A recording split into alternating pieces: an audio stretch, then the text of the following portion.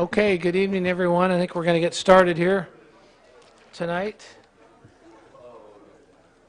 We're going to call this meeting to order. It is February 15th, a little bit past 6:30. You're at the Stanislaus County Board of Supervisors meeting. I think we had a closed session. We're going to have a report out of closed session, or we have no report? Thank you, Mr. Chairman. There is no reportable action. Very good. Thank you.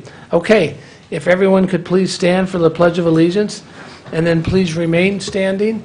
And we're going to have a moment of silence for our Child Support Services employee, Elizabeth Martin. And then following that, we will have our invocation from Reverend Scott Elliott from Big Valley Grace Church. I pledge allegiance to the flag of the United States of America and to the republic for which it stands, one nation, under God, indivisible, with liberty and justice for all.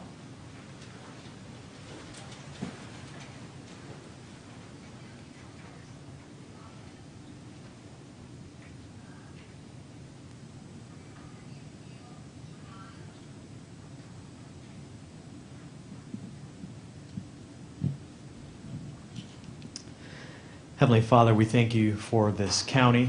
We thank you for all those that faithfully serve on this board to make our county a better place.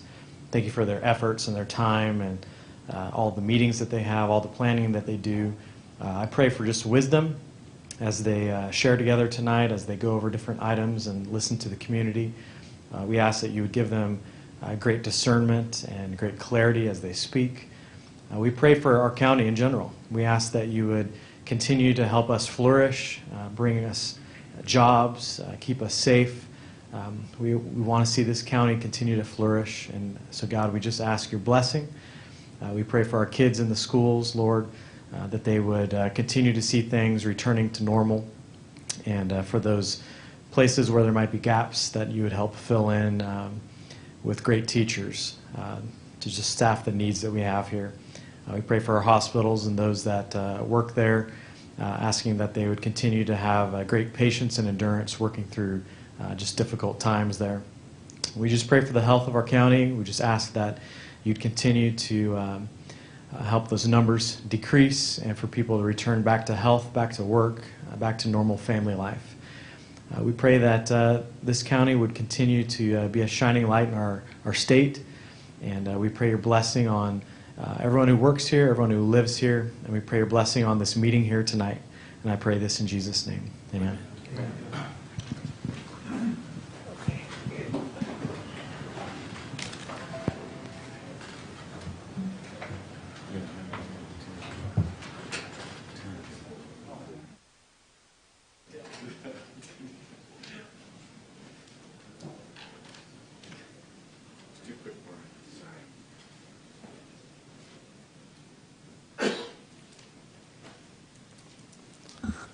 Okay, here we go.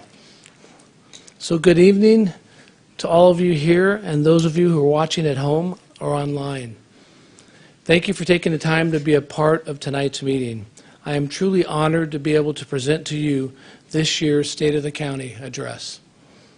Although it has been not quite 3 years since the last time I stood here before you, there is no denying what a different county, state, country, and world we find ourselves in today. So much of our daily life that we once took for granted has been changed by this pandemic. As county supervisors overseeing our local government during this unprecedented time, we have been tasked with doing all we can to protect the health of our residents, dealing with sometimes almost daily federal or state orders and mandates, while still trying to maintain the basic functions of government. The challenges have been great. We've had no playbook to follow. We've found ourselves constantly making decisions based on the information available at the time, only to later be reversed or altered as we gained more information and knowledge. The opinions on what we should or shouldn't do have often been split. The criticism of our actions have been constant. We've been damned if we do, and we're damned if we don't. But that's okay, because it's the doing during this pandemic from our Board of Supervisors and staff that I am the most proudest of. Whether it was the accepting and implementing of marching orders passed down from federal and state agencies, or the heated discussions where we questioned these orders and sometimes refused to apply them based on their lack of applicability to our local circumstances. That's what is asked of us by those who put us here. That's what is asked. That's what true leadership is all about. And I couldn't be prouder of how Stanislaus County government has responded during these trying times. So often, all we hear is what's wrong or what we have failed to do. What I would like to do here tonight is use this opportunity to highlight a few of the many good things here in Stanislaus County that we have accomplished in the last year to facilitate and improve the quality of life of our citizens. If I could, I would like to first acknowledge a few people. To the 1,588 friends and family members in our county who have succumbed to the COVID-19 virus over the last 2 years, you are and will always be in our thoughts and prayers. To our past chairman, Supervisor Chiesa, Vito, your steady and calming leadership this last year has been admired by us all. I've said this before, but I can't imagine having continued in this position over the last years without you sitting next to me. To our newer and more recent board members, Manny, Buck, and Chance, you have all stepped right into your positions with heartfelt passion and concerns for your constituents. The trust and care we have all quickly achieved for each other has allowed us to work through even the most difficult issues to do what's best for this county. It is an honor to call each of you my fellow supervisors and friends. To our Chief Executive Officer, Jody Hayes, and staff, our Clerk of the Board, our department heads, leadership teams, and rank-and-file employees making up approximately 4,600 individuals. Your dedication and sincere efforts to make this a better community do not go unnoticed. It is you, especially through this last year, who are the true servant leaders in this county. Without you, we accomplish none of what we are tasked to do by the taxpayers. Please know, even if not always acknowledged, you are appreciated by all in this county. A special thank you to the men and women in our county law enforcement. You have nothing but the utmost respect and appreciation from this board. You perform the most essential and basic function of any government to maintain law and order and protect our citizens. You leave your own families each day to go out and protect the families of others. Amid adversity and an ever increasingly complicated world, you continue to do this job professionally, showing the utmost respect for all those you encounter. From the bottom of our hearts, thank you. I also want to highlight my appreciation for our leadership in health services, particularly Mary Ann Lilly and Dr. Julie Way Champagne. Everyone in this organization carries their fair share of responsibility each day, not just to serve our community, but to improve it and work towards a broader purpose. Mary Ann and Dr. V have spent 2 years carrying much more than any of us could have imagined, and they have done so with tremendous integrity, without complaint. Thank you both for your work with the board and in the community. You deserve our appreciation and recognition. In that same light of health services, we can't go without praising all of our healthcare workers who went way beyond the call of duty to serve all of us during this pandemic. Finally, and for me, the most personal thank you goes to my wife. Kristen, you have given the last 37 years of your life selflessly to us and our children. From that, you have nurtured and produced 4 amazing human beings that we both are so proud of. Thank you for your love and dedication to our family. I said I wasn't going to do this. Thank you for your love and dedication to our family and enduring this last 11 years. Okay, so let's talk accomplishments. County finances. I'm pleased to report today that the state of our county is as strong as it has probably ever been. Now you would wonder how this could be following almost 2 years of a global pandemic. Fortunately for our county, And unfortunately for our children and grandchildren, the federal government has been printing a lot of money. Our county alone, between the CRF funds, Coronavirus Relief Funds, and the Arpa funds, American Rescue Plan Act, have received approximately $216 million. This represents almost 15% of our current annual budget. In addition, our county's main industries were for the most part not as COVID susceptible to the economic consequences of the lockdowns. This allowed our sales tax revenues and property values to not suffer as much as other counties. The costs we've incurred to date as a result of the pandemic have been substantial, approximately $118 million. It included equipping and staffing testing sites, public information campaigns, providing personal protective supplies, contact tracing systems, vaccine administering, and more recently, treatment services.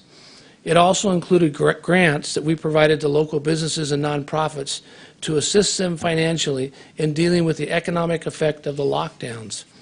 We brought together various members of the private sector who helped us determine those with the greatest need, and then aided us in the distribution of those dollars.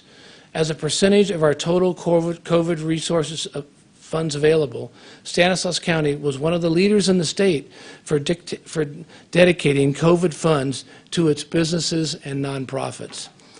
As part of this effort, Stanislaus County distributed $15 million in direct cash assistance to our 9 incorporated cities. This infusion of cash was critical to maintain core services at a time when many cities were struggling in the early days of the pandemic. There were only 6 other counties in California who contributed CARES Act funds to local cities, and our proportion was nearly double anyone else in the state. The level of support demonstrates our strong commitment to the success of our local cities and our appreciation for the basic services they provide to the vast majority of Stanislaus County residents each day. Our current fiscal year's budget is approximately $1.5 billion. Discretionary revenue has grown $23 million from $233 million in the fiscal year 2021 to $256 million in fiscal year 21-22. Our general fund starts this fiscal year with a balance of $254 million. Although this general fund balance is healthy, we all have seen how quickly it can disappear with a downturn in the economy, and that is exactly why we need to maintain our fiscal strength to avoid the type of layoffs and service reductions we experienced in my early years on the board. Additionally, our county is debt-free. Not many counties can say that, with the exception of our unfunded pension plan liability, which is currently approximately 80% funded. Now let's talk about public safety. Over the last several years, our Board of Supervisors has been committed to restoring the public safety budgets to our pre-Great Recession levels. I am proud to say that we've achieved that goal. One of our objectives was to get to a point that we could begin reopening our sheriff's substations throughout our county. On that note, by mid-April, we will reopen the first one in Salida, our largest unincorporated community. The location will be just off Highway 9 as you enter our county from the north. The substation will share the site with Salida Fire and will house a sergeant and 5 deputies. We thank the sheriff for helping bring this to fruition, and to the citizens of Salida for their patience as we work to make this happen. As we all know, most of our crime in this county, whether it be petty theft or violent felonies, revolve around the illegal drug trade and usage. Our ability to deal with this issue has been severely limited due to the legislation that has come out of Sacramento and propositions voted on the people, stripping us of the authority to arrest and hold individuals committing these crimes.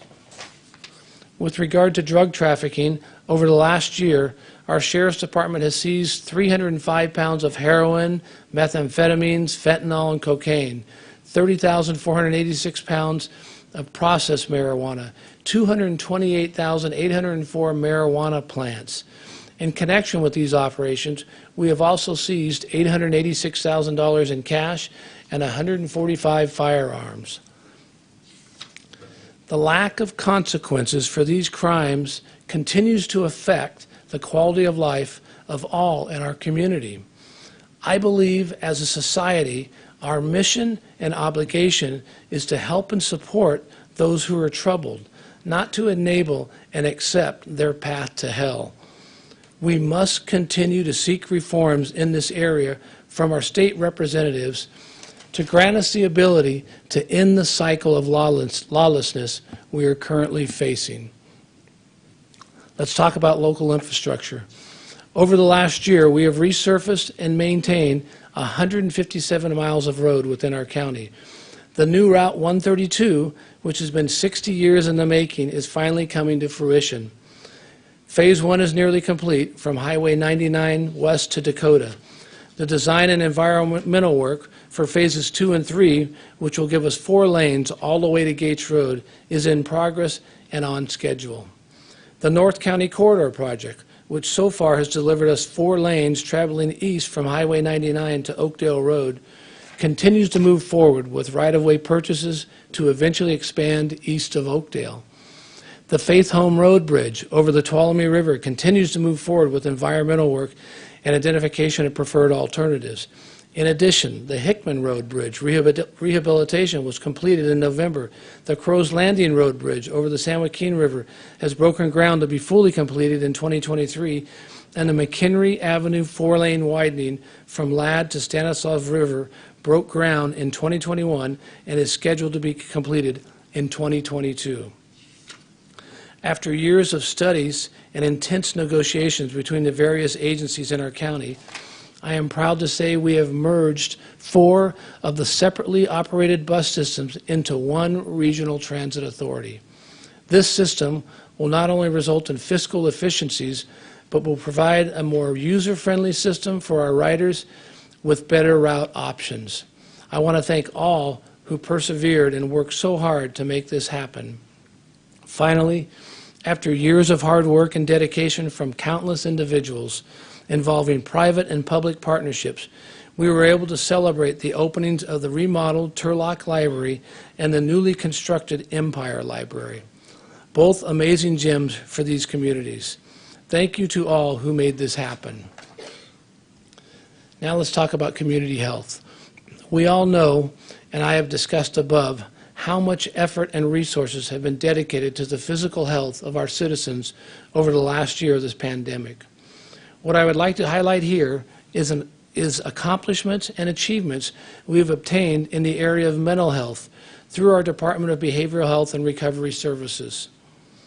The budget for this department in the current fiscal year is $158.1 million. As a county, we are tasked with providing services to those in our community with severe mental illness. In April of 2021, BHRS began implementation of a new strategic plan focused on those most in need of treatment for severe mental illness or experiencing a mental health crisis. This core treatment model promises to get services out to those in need. In addition, and as a result of legislation, there is now a mandate that our local Medi-Cal insurers begin not only paying for, but promoting services for Medi-Cal patients with mild to moderate mental health issues. This, along with mental health services being provided in our schools, now in partnership with our county, will hopefully provide early treatment before individuals succumb to severe mental illness. We have also made great strides in getting individuals off the streets who suffer from such severe mental illnesses that they cannot care for themselves. Through court-approved conservatorships, we are able to get these individuals into facilities where they can have a roof over their head, 3 meals a day, and receive needed medical treatment. Over the last several years, we have more than doubled the number of conserved individuals to an average of 230 in the county on any given day. Although this is an expensive option, there is much cost savings to the system by removing these individuals from the continuous use of our emergency medical services, not to mention just the basic humanity of getting these people off the streets and into care. We have also, as a result of additional federal and state funding through what's called the Drug Medi-Cal Organized Delivery System, increased access to over 100 residential treatment beds for Medi-Cal beneficiaries in our county. In addition, and as a part of this funding, we have increased access to 219 recovery residence beds. These residences provide a safe and clean, sober living environment for those who have completed substance use disorder treatment and are committed to recovery. Although these residential services have been available for private insurance or private and pay, these critical services are now available for those that did not have the financial means to pay. Next, let's talk about social services.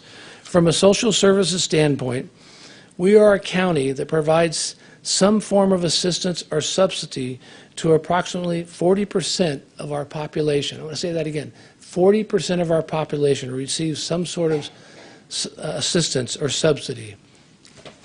This includes those receiving Medi-Cal health care coverage due to lack of affordable health insurances. This statistic is sobering, and we have got to find a way to change this trajectory. Approximately 6 years ago, we brought together leaders from throughout our county to formulate a plan to reverse this trend.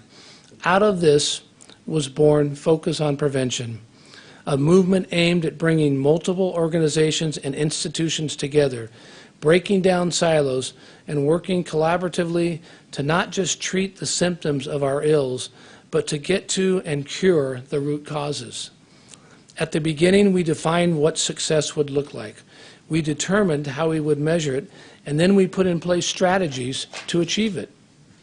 5 result areas revolving around families were identified: health, neighborhoods, education, economy, and housing. We have so far advanced 3 of these result areas. We began with housing, specifically the area of homelessness.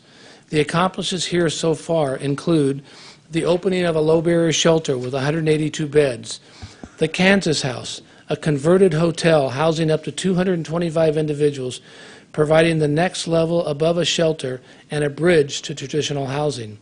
The deployment of an outreach and engagement teams working daily to get individuals off the streets and into services and housing. The deployment of a community assessment response and engagement team to work specifically the most acute of the homeless population. We are in the initial stages of tiny homes being placed on certain excess properties supplied by participating churches. We have begun the conversion of blighted properties into workforce housing. We have also just recently started a Housing Stanislaus initiative with the help of consulting firm Valley Vision to accelerate the availability of affordable and market rate housing in our county. Out of the result area of education was born Cradle to Career. This initiative is a partnership of multiple organizations along with Stanislaus County Office of Education with the mission to align sectors and systems in our county to ensure successful outcomes for learners from cradle to career. Under the result area of economy, we have just recently initiated Stanislaus 2030. This initiative, made up of partners both in funding and participation from Stanislaus County, Stanislaus Community Foundation, and various leaders in the private sectors, is putting together an economic strategy for a community-wide vision for our future economy. We have contracted with the Brookings Institute to prepare a market assessment, which has recently been completed. We are on a fast track to then take this data and move towards strategies to implement. Before I leave Focus on Prevention, I want to share with you just one of the real-life stories that fuels myself and my fellow supervisors' ongoing passion to lead and invest in these efforts.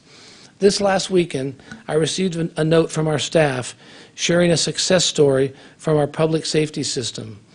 Several years ago, we had the idea to add social services directly into the public defender's office, thinking there was no better place to interrupt the cycles of poverty in our community than the moment when people are facing incarceration and separation from their families and parental responsibilities. I give credit to the entire public defender leadership team and staff. They changed their mission to include a focus on reducing recidivism and worked hard to develop a new model of client support specialists who are now available to directly support individuals ready to make changes in their life. The numbers are impressive. They have already reached about 200 individuals with case management, individual counseling, peer support, and connections to all of our community resources available to chart a new path in life. The letter I'm about to read was written to county employee Jeremy Myers, one of those client support caseworkers in the public defender's office. It was written by Lorenzo Brown. The letter reads, Mr. Myers, I would like to express my gratitude and appreciation for the support I have received from you, my attorney, and the district attorney. Allowing me the opportunity to enter this program has been the biggest gift and blessing I have ever had in my life. My entire outlook upon life has been altered. I came here broken, afraid, and lost, but with the help of the staff and the godly direction I received here, I am a better man today. I've learned that I can still be a good father, brother, son, husband, and productive member of this great society. I thank all those who are involved in this opportunity, one that has given me a new beginning. This program has taught me to trust in the Lord, to be patient, and to work for what you want out of life. Today I work in the administrative office, helping new men who come in with fears and doubts, just like I did. My mind is clear. My thoughts are Christ-centered. My heart has changed. I feel full of love for life each and every day. I can now rise with a purpose and a sense of urgency because I know that I can be that spark to change someone else's life just like it was done for me. Yours truly, Lorenzo C. Brown. I want to congratulate Mr. Brown and our county team members, Jeremy Myers, Amanda Barnett, Sandra Ainsley, all who are here, all who are involved in these types of efforts in the community. We have them all here with us this evening. Will you please stand so we can recognize you?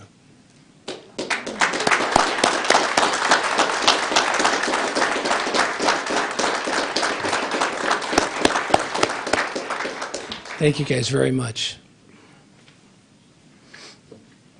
These are the reasons we feel called to service as county supervisors. Our goal should be to have so many of these examples joining us that we outgrow this chamber. Regardless of our individual beliefs or religious affiliations, we can all agree that any one of us may find ourselves on a journey in life that needs intentional connection and support from one another. I'm proud to see that growing through focus on prevention. So I felt it was important tonight to acknowledge specific accomplishments your county government, with your tax dollars, has been working on over the last year. It's what I like to call the good stuff happening here in Stanislaus County. If I could, I'd like to end tonight with just a few reflections. About a week ago, I received an email from a friend asking if I was troubled by certain national events. As I contemplated the question and my response, I thought, yes, I am troubled by many things that have occurred over the last couple years. I am troubled by the demonization taking place on both sides of the political aisle. I am troubled that we can no longer have different points of view and still respect each other's opinions. I am troubled that compromising has become a lost art and even considered by many a sign of weakness. And I am troubled that we expend so much energy and time trying to tear down those with whom we disagree instead of focusing on and promoting community-changing ideas and solutions. I truly believe that God puts us on this planet with a mission to make it a better place. The last couple of years has tested all of our resolves and taken us off our mission course. Life is to be lived, not just survived. We cannot take care and improve the lives of others in need if we are solely concerned about our own well-being. Let's reduce the use of the words I, my, and me, and instead get back to more of us and our and we. Let's get back to our churches, our synagogues, our temples, our mosques. Let's get back to our mission, building community. And let's get back to living. Thank you all for being here, and God bless our county, our state, and our country.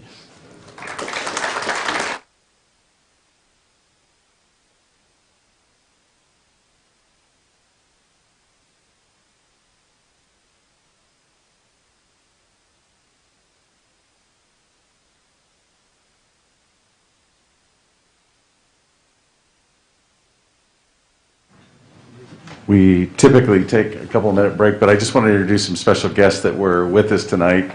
Yes, I'm looking through, so if I miss someone, but I see Mayor Amy Bublak, if you can just raise your hand. Thank you from Turlock. Vice Mayor Pam Franco, sitting to her left. I did see Milton Richards, who was he's in the very back, Amy's husband, who's on the Yosemite Community College District Board. I saw Vice Mayor Luis Uribe, from the city of Riverbank over here. And then we have our county elected officials, Sheriff Dirksey in the back, DA Flatiger right here, Birgit Flatiger. I saw Donna Riley, there she is, treasurer tax collector, and I did see our assessor, Don Gakel, there he is in the back. So thank you all for coming. I know that at nighttime this is a little bit different than we've done in the past, but it works out really good. So I just wanted to introduce those. Thank you for doing that, and we're going to take a 5-minute break, and we'll be right back here.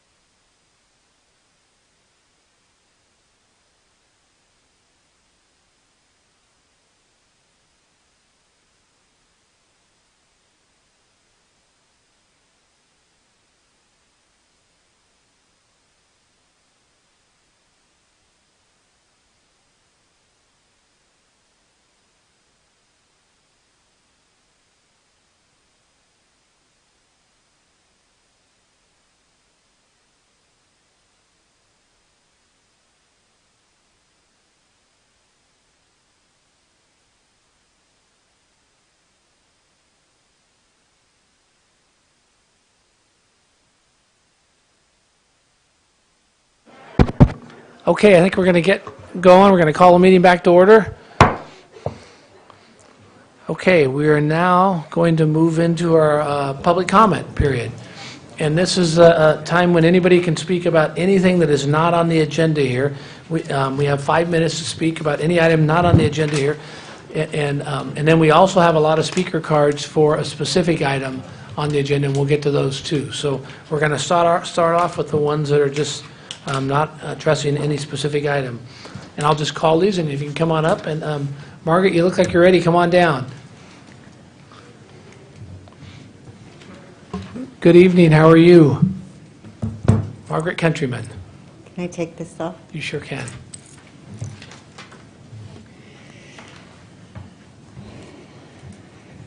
How sure am I that my appeal was successful and that building was ordered removed? How sure am I? I dialed 911 with the chief of police sitting right next to me in 2017 because my attorney told me I had an administrative problem.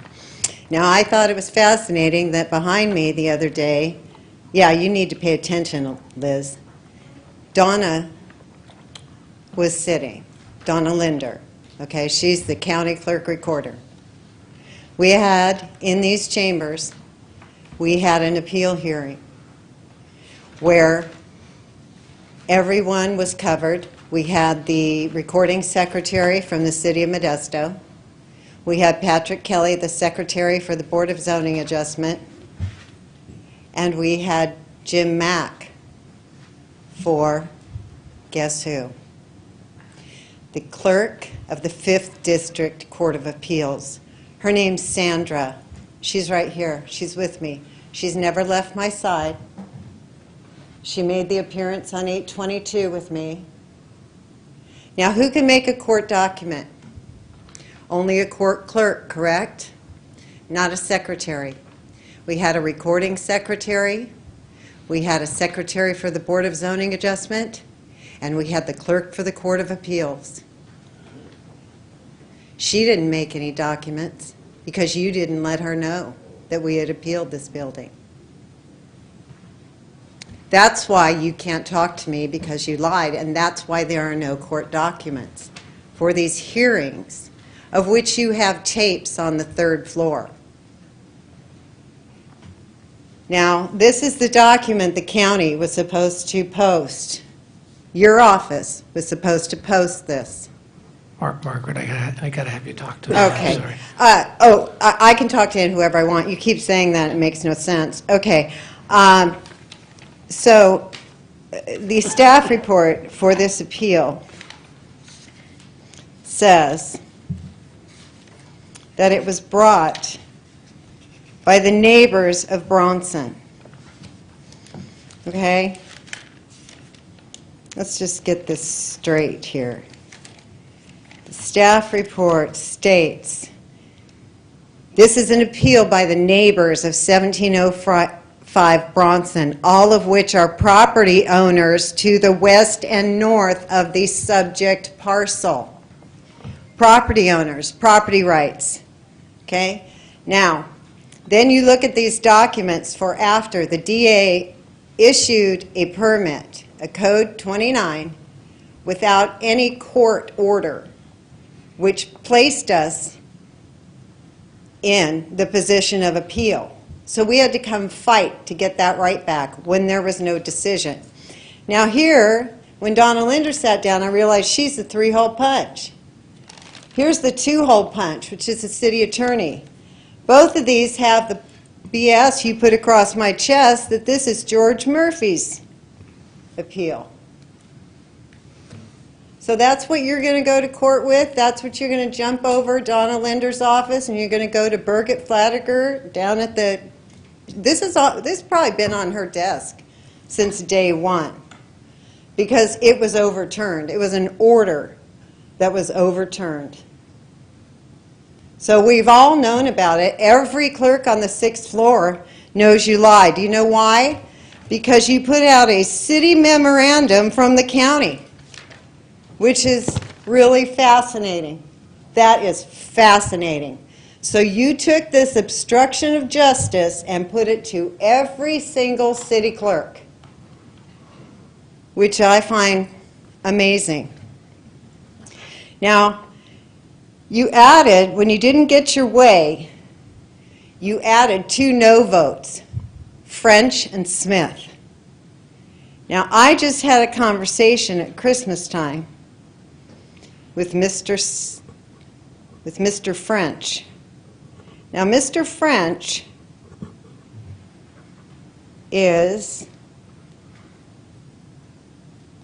was on our board that overturned that. It's not a nice message. It is that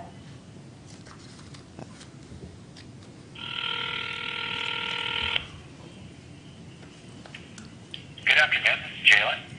Good afternoon, Jalen. This is Margaret, Countryman. Hi, Margaret. How are you? I'm fine. I just called to let you know the documents have been forwarded to the State Bar. I don't know if you were, anyway, Board of Supervisors meeting. That's where they said they go.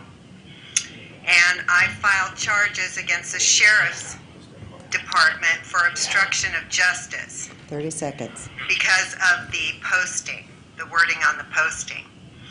So, I just want to let you know, I just talked to Mr. Bowe's office, and if I feel any threat from anyone, city or county, I will press charges, and I mean verbal, I mean any kind, because this is a civil matter between the city and the county, and that's what Josh Harder's office said after looking at all the discovery. Okay, Margaret, thank you very much. You have a problem. You personally have a big problem. Margaret, I think we're done. Thank you. Okay. So next one we have up is Miguel De Noso. Miguel, good evening. How are you? Fine, sir. Thank you very much. It's a shame that the mayor and the city council and the city manager from Turlock now was here in regard to the Turlock take away the lead agency for the collaborative agency in regard to the home funds.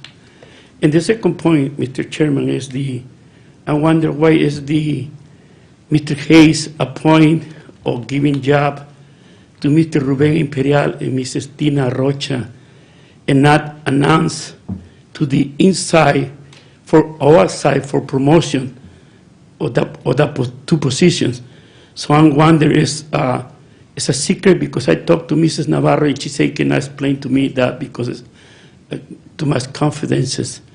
So I wonder what is the process that Mr. Hayes opening the 2 positions for anybody in the county to apply for that 2 appointment, or Mr. Hayes overruled and appointed anyway without approval of the county or the personnel in regard to these 2 positions.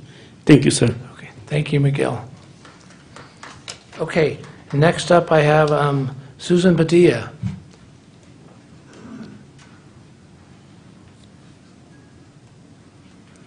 Susan, good evening. How are you? Good evening. How are you, sir? Good. Good evening, all of you Board of Supervisors. As I said before, thank you for your service, all of you, especially you, Mr. Jody Hayes. I got a call back finally, but thank you. I am here to speak to inform you of the behavior of David Riviera of Community Housing and Shelter Services, Melissa Austin of Community Housing and Shelter Services, and Maria Lopez Brady from Stanislaus County Affordable Housing. I am referring to the constant discrediting, use of abusive language, intimidation, retaliation, and violation of HIPAA privacy policy that my daughter Ashley Candia previously experienced, especially on August 16, 2021, when I was a witness and was assaulted by Melissa Austin. I have tried to bring this issue to your attention to no avail. It is therefore my wish that you try to find out how to resolve this issue and act on it in the best way possible. The Stanislaus County website is outdated and incomplete. The county privacy officer does not exist. I have emailed County HIPAA Privacy Officer at stancounty.com with no reply, and the email undeliverable. I love Stanislaus County, and I know that this is a county that holds true to its citizens and their well-being. As such, I trust that you will handle this matter amicably. I am looking forward to a positive response. I have attended meetings on February 1st, 8th, and now today, the 15th, and I'm still no closer to a resolution. But as I said before, thank you, Mr. Hayes, for having someone call me, but we just played phone tag.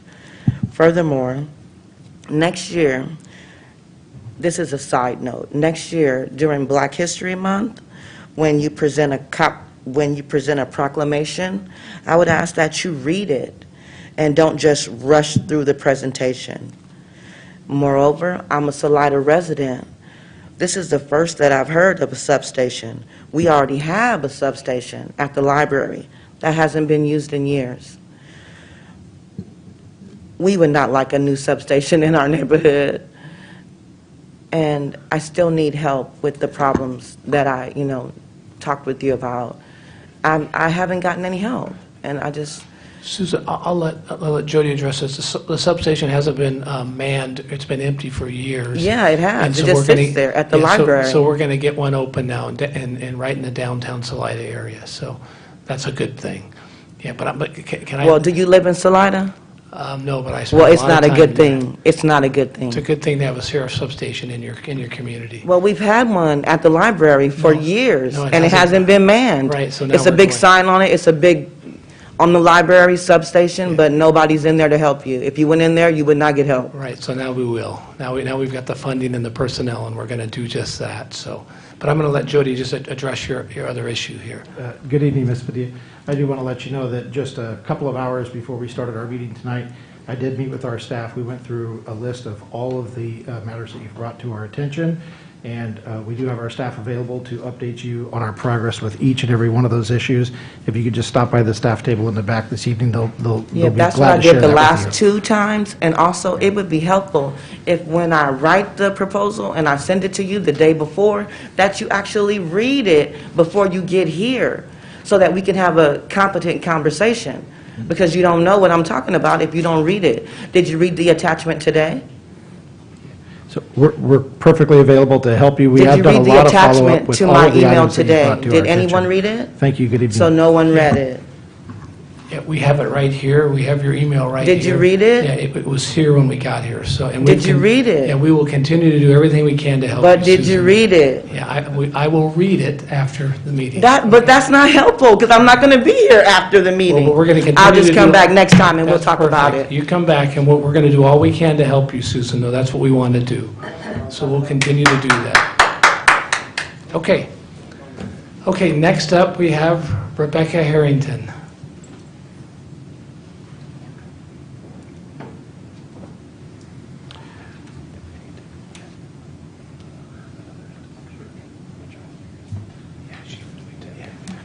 Rebecca, how are you? I'm the worst for wear today. I I'm took a sorry fall. I'm sorry for your I fall, know, you but told me, you're moving slow, slower than normal. you're a trooper Yes, to I be here. am. We Oh, appreciate it. okay. Good evening, Chairman Withrow, members, Buck Condit, Manny Graywell, Chief Executive Officer Hayes, Mr. Taro, Mr. Chiesa, and Mr. Chance Condit. Happy to see you all here today. I'm sure it's going to be a lively meeting. What I'm just going to talk about real briefly is just something I ran across in my emails, because God only knows I have 30,000 of them. I need to really clear that.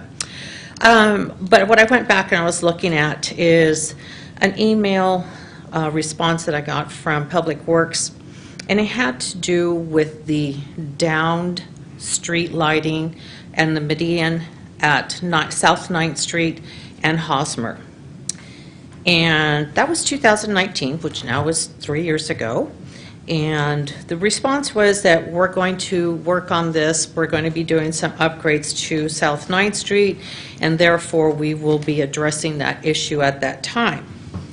The problem is that during the course of this time, that whole area has remained not well lit. And by saying not well lit, is people have had near misses with wrecks, have signage has been knocked over by the trucking firms that come over there. Just the other day, yesterday to be exact, one of the trucks on Hosmer knocked out a pole, and apparently this is the second time in a month that this has happened. So they knocked out a lighting pole, so of course we were all out without electricity. It's not uncommon. I checked with TID for this to happen, that this is happening, and I'm really disturbed mainly is that we do need that metal pole lighting in that area. It's a very difficult area. There has been several near misses, some wrecks at that area, both in daylight, but definitely at nighttime it's been very problematic. And I just really am hoping that the Public Works will address that issue more sooner than later, because pretty soon when that 7th Street bridge comes down, we're going to have a backlog of traffic. Backlog onto our South 9th Street area, and I say our because I adopted it, and then our Carpenter Road area, and then some people may go as far east as to Mitchell Road. And I'm hoping that between the city and the county and Caltrans that they're going to be able to address those issues, because I've been talking about it for a while, of how we're going to mitigate the backup of the backlog of traffic, excuse me. And it does happen occasionally when we have problems on on 99. So we need to look at that and look at it for the future. Let's address the issue now before we get to there. Let's get some PSAs out. Let's look at some alternatives for the community. And then there's also one other issue that has been an ongoing problematic issue when Mr. DeMartini was on board, and that has to do with 719 Anthony Street. And that it's a lot that was actually raised in that they went in, the county went in and actually cleaned it up and took everything. And you could see the scraped marks from the backloader. Within the end of the day, the stuff was coming back. I took a drive by there. It is horrible. It is actually worse than what it's ever been. And there's a lot of issues that are happening there. Drugs, prostitution, illegal other activities in there. A lot of people are complaining about the rats and things that are coming off there. So we really would like to see something addressed on that. And when I speak a little bit later, I'll go into some further details. But mainly right now, I really would like for the county to address with the city and Caltrans and whomever else is on this regarding the 7th Street Bridge closing and how it's going to impact the community, especially when it comes to pack season, when the canneries start, and that area is already highly impacted.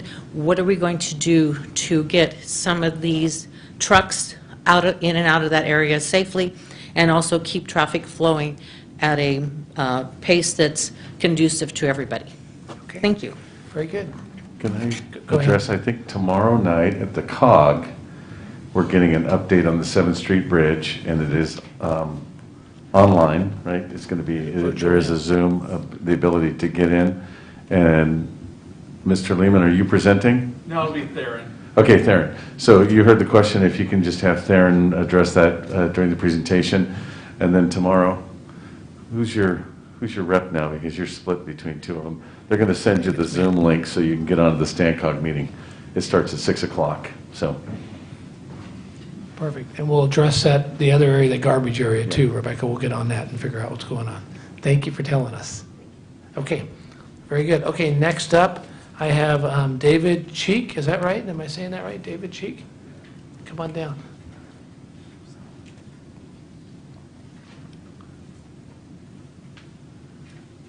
David, good evening. How are you? I'm doing great. Thank you for having me. I'm here with my neighbors to complain or ask for help. It's okay. About a house at 4442 Jennings Road. That's 4442 Jennings. I believe a gentleman by the name of John Clark is the owner. Mr. Clark actually used to be work with me. He was actually a good guy. And so I think as neighbors, we're trying to figure out a way to help him because he has been overtaken by a bunch of mobile homes. Trailers have moved into his property. There's lots of tires. These guys that are coming in are bringing animals, which have come over to my property and killed 2 of my cats. Also, he's having multiple people live in RVs. This area is not fit for animals, let alone humans. We've seen kids over there. My neighbor, Joe, who will come up and speak later, I think has been in contact with somebody at the county. And so we're just looking for help and how we can help Mr. Clark out. I was thinking Love Modesto is coming up. Is there a way that we could come in and help with you guys get these people out of his property in order to help him clean up his property? And so we're not looking here to get mad or angry or point fingers at you guys. We're looking to be part of a solution to a problem. And so that's all I have. Thank you. Perfect, David, thank you. I know you have some other people that are going to talk about the same property. Before you guys, when you're done, Robert, you can see him walking back there, the head of our Department of Environmental Resources, is going to get together with you guys and figure out what we're going to do to solve that problem. But I know there's a few Can I more. ask, is Mr. Clark, does he live on the property, or is he an absentee? I believe he lives, I haven't seen him there for a little bit. They had a big fire there, and so I know I believe their power is out right now. Yes. Okay. Yeah. Okay, very good, thanks. Thanks, David. Okay, next up I have Joe Nunes.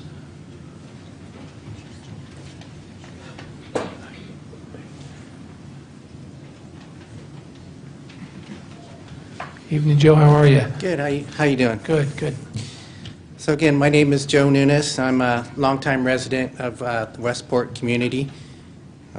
First of all, I'd like to thank you for giving us the opportunity to address the County Board of Supervisors. As David said, along with my good friends and neighbors, we're here tonight to voice our frustrations over the property at 4442 Jennings Road. So the Westport community is a farming community, a community that takes pride in working hard and keeping their properties kept. We're a community that looks out for each other with our Neighborhood Watch program and is extremely proud of our local Westport Fire Department. Over the past several years, as you're well aware, we've seen crime on the rise, not only in our backyard but throughout Stanislaus County. This property has been a complete eyesore for the past 5 years, and over the past year it has become increasingly troublesome. As David mentioned earlier, some of the things we as a community have seen include multiple RVs with people living in them, multiple cars with people living in them, vehicle after vehicle being parted out and even burned, multiple instances of illegal trash burning, excessive trash buildup, raw sewage, vicious dogs that have terrorized our neighborhood, and encroachment on our neighboring properties. This behavior also invites illegal activities with individuals in and out of the property at all hours of the day and night. We have been extremely patient and realize that this isn't the only location where activities such as those mentioned are occurring. We have reached out to the county code enforcement several times with initially good conversations, but it seems that the line of communication has weakened. We also realize that it's a process to rectify these issues. We are asking that action be taken and that those individuals are held accountable for their actions. We ask that this property be cleaned up as soon as possible. We as tax-paying members of the Westport area simply want our community back and to feel safe in the environment where we raise our families and conduct our business. Thank you. Thank you, Joe. Okay, I think we have one more speaker card. Ross?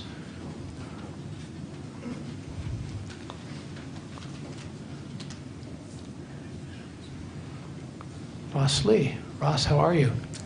Evening, Mr. Chairman. I'm fine, thank you. How are you? Very good. Mr. Chairman, Supervisors, CEO Hayes, and Councilor, some of you know I'm an attorney. I'm also on the Westport Fire Department Board of Directors, but I'm not here tonight in any representative capacity other than being a property owner and a neighbor in the Westport community. A week ago, last Saturday morning, I went into my barn and up into the loft to drop a bale of hay to feed the heifers. And I realized that some lumber had been moved around. The chute where we dropped the hay had been covered with plywood and hay bales, and got that little sick feeling in my stomach that somebody is or has been in my barn. As I looked around further, thankfully no one was there. Found a cell phone and could see where somebody has been sleeping in my barn loft. So I called the Sheriff's Department. 2 deputies came out, investigated, and they believe they knew who the person was. They believe it was someone they had chased from this Jennings Road property further over to Poland recently and got away from them. The painters at our house, we've been doing some painting, had 2 gas cans stolen, and they had seen someone in our pasture. So we don't feel safe. There's somebody, my wife and daughters are sleeping in our house. We had a neighbor girl feed for us a while back while we were away, and we've got a person sleeping in our barn loft. Mr. Chairman, as you mentioned, this general sense of lawlessness is what we're feeling in the community. This property on Jennings Road, we love our neighbors, we love our neighborhood. That property isn't good for us, it's not good for them. Nothing good is happening at that property, and the concern is that something worse is going to happen. Whether there's issues of code enforcement, whether there's elderly there who are not being taken care of, whether there are children there are vicious animals there, whatever's going on there, as you can see, some of you, we forwarded the aerial photo. This is not a good situation.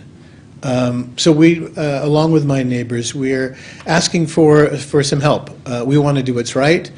We want to help our neighbors, but we want this to be addressed because we don't feel safe, and we'd like to get this fixed. So we're sure all of you want to live in a safe neighborhood, as we always have, and to see the laws enforced. So we'd appreciate any help the county could give us. Okay. Thank you, Ross. Thank Okay, you, so sir.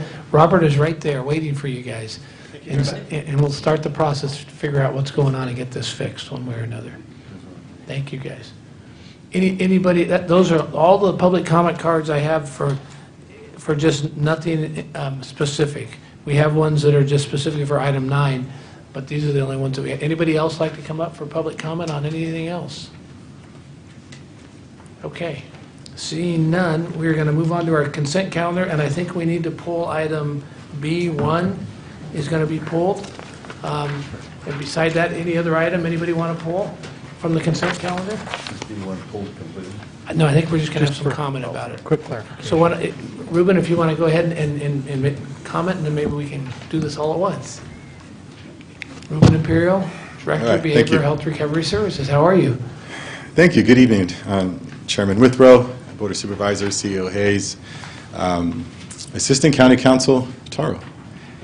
I've asked to pull the agenda item and revise staff recommendation number 2, and it currently reads that authorize the Behavioral Health Director or designee to sign and execute the amendment to the agreement for the provision of wraparound program services. I'm asking that we revise it to say authorize the Behavioral Health Director or designee to negotiate, sign, and execute the amendment. And the reason why we're doing this is because there is language in the boilerplate portion of the agreement that we changed, and inadvertently when we uploaded this agenda item, we used the previous version, and we need to update that. So it's regarding contract monitoring and waiving reports. We did away with that language last year, and we've now just allowed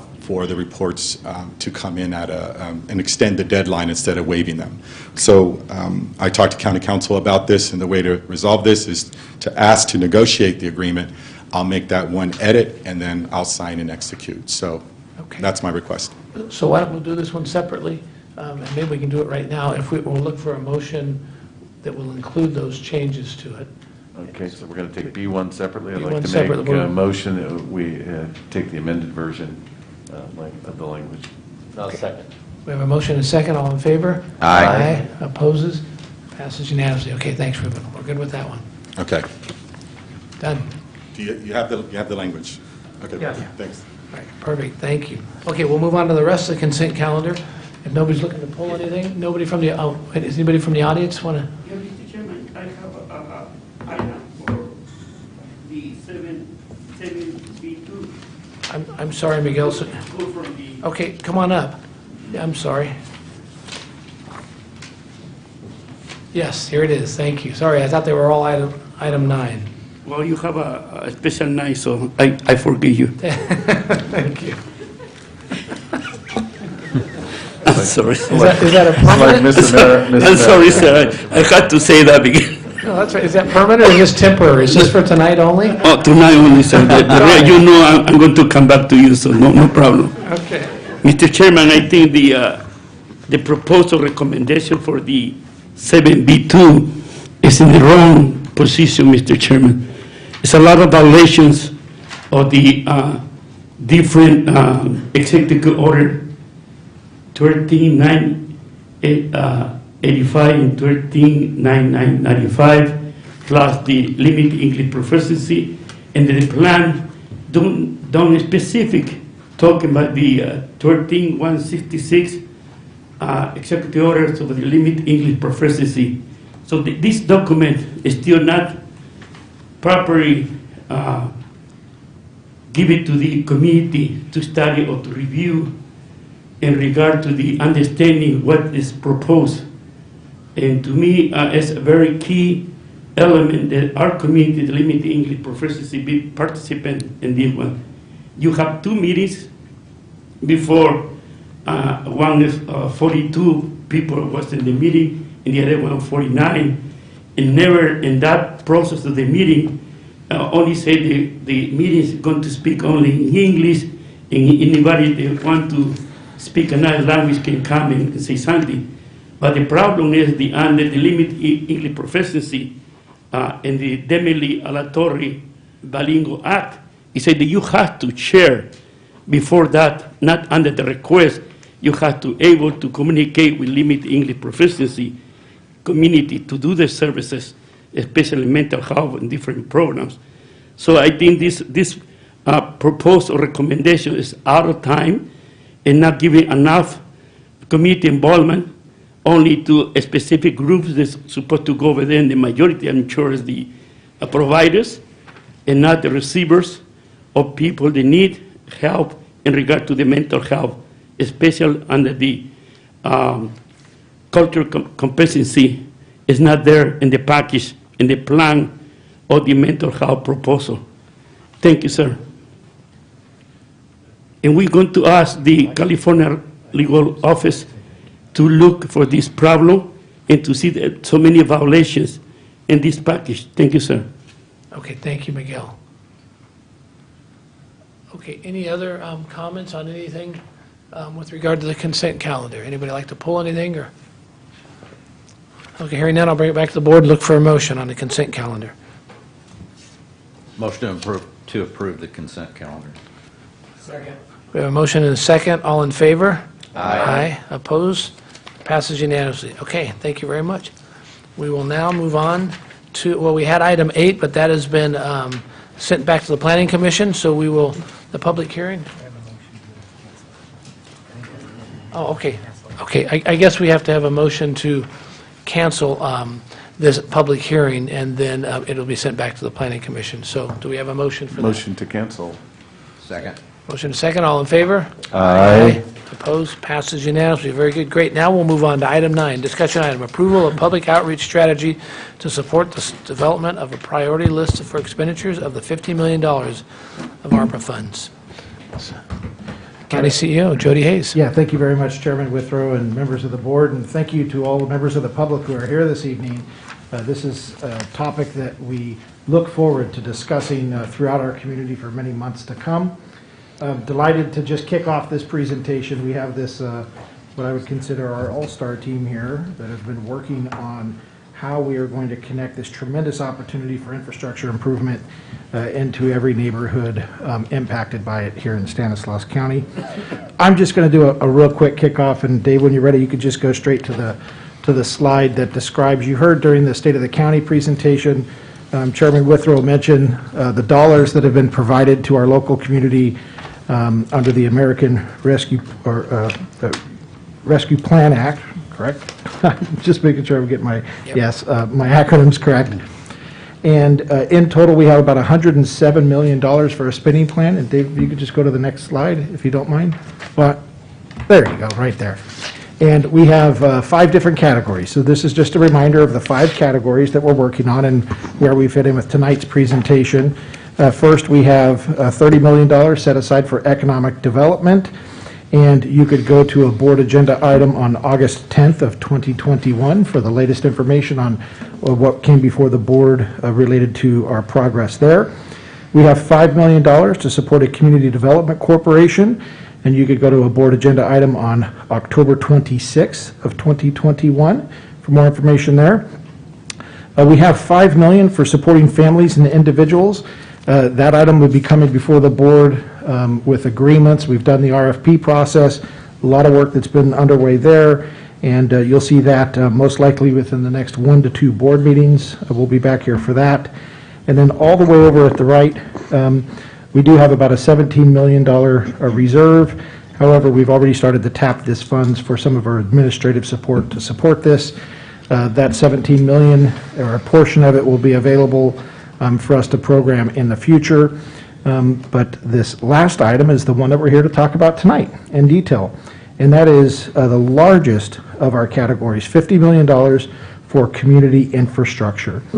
And you're going to hear a presentation tonight about what is intended with the expenditure of these dollars in the future, how important they are to the community, obviously. I think most of us know that, but we're going to definitely talk about that this evening. We're going to talk about the past attempts that our Public Works team particularly has put together to try to develop data and prepare for some day when we might have money in Stanislaus County, and we have really benefited from their advanced preparation there. And then you're going to hear about the team that's been assembled to make sure that this process connects in a very meaningful way into our community. We're very proud of that connection. That is what is being asked of you this evening, is to approve the community outreach strategy for the ARPA infrastructure plan. We're not asking for any approvals of particular projects this evening. We're not asking for any direction on specific projects. We're before you to update you on our work, to share with you this community outreach effort, and to get your blessing of that effort. That's our effort tonight. So with that, I'm going to go ahead and turn it over to our Public Works Director, Dave Lehmann. And Dave, you can feel free to introduce the rest of the team as you move through the presentation. Thank you. Fabulous. Thank you, CEO Hayes. Well, good evening, Supervisors, Chairman Withrow, and Assistant Counsel Taro. Good to see you tonight. Tonight we're here, as Jody said, to talk about our public outreach strategy, and I brought, and I'm glad they're here, our team that we've assembled to help us with this, because we're engineers and we're not as good at this. And so I'd like to introduce to my right, to your left, is Danielle Wood from NBS, and Manny Escamilla from Debrief. Right. And I'd also like to recognize Danny Mauricio. He's Assistant Engineer with Public Works, and he'll be leading the charge. So he's our project manager for this. And Erica Ignacio, even though she's on vacation, she'll be a key member of this team also. And so we're pretty excited about this. In August of 2011, the Board of Supervisors approved a strategy for investment in county pockets with health and safety in mind, meaning sewer first. So we've been concentrating on sewer projects. We've done a couple phases in Park Lawn, a couple phases in Airport. We're marching towards Spencer Marshall. And that we know there's a lot of needs in the county, 7,641 parcels in need of about $450 million worth of improvements in county pockets. And in the county communities, there's 9,451 parcels that of need of about 180 million. And the reason why that's a little bit smaller than the pockets is we've invested in Salida for storm drainage, we've invested in Keys for storm drainage, and so some of the larger communities we've taken care of. As CEO Hayes mentioned, this source of funding is the Arpa funding. It was passed in March, and $350 billion nationwide. And this board took action in May and set aside $50 million for their county pockets. And so to talk about a little bit of history, the majority of these neighborhoods and homes in the urban pockets were constructed long ago, and the development standards of the time were not as stringent. Many of these homes were self-built in the county pockets. They didn't have improvements such as sidewalks, curbs and gutters, sewer, street lighting, and storm drainage, which meant that these houses were built for less money at the time. And so as the city started expanding, the disparities became pretty obvious. City of Modesto surrounded Bret Hart, and the neighborhoods can see, well, look, those are much nicer neighborhoods than ours. Septic and water systems begin to fail, and it's become apparent that city standards are more the expected norm.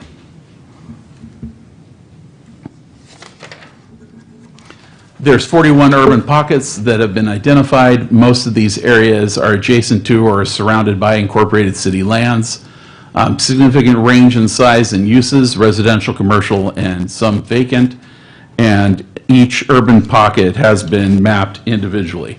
You can see from this, we're not going to show every map we've got of the details, but all those spots that are not green or not blue in Ceres and Modesto, those are all pockets. And down in Turlock, you can see the not green areas down in Turlock, down on the south end of town. Those are pockets. There's a couple pockets up on the north side of Riverbank, and technically Del Rio's a pocket, but we're not going to be talking about Del Rio tonight. So the 15 county community areas are Cowan Tract, actually 14, sorry. Cowan Tract, Crow's Landing, Del Rio, Denair, East Oakdale. Empire shouldn't be there because they're actually included in the county pockets. We've been studying them for years. Grayson, Hickman, Keys, Valley Home, Nice Ferry, Salida, Wesley, Monterey Park Tract, and LaGrange.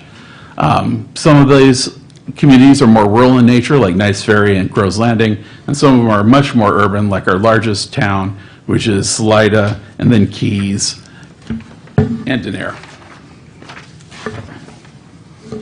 And so here's a map of the county communities throughout the county, and they go all the way from Crow's Landing up to Valley Home, Nice Ferry, and they're scattered west and east, north and south.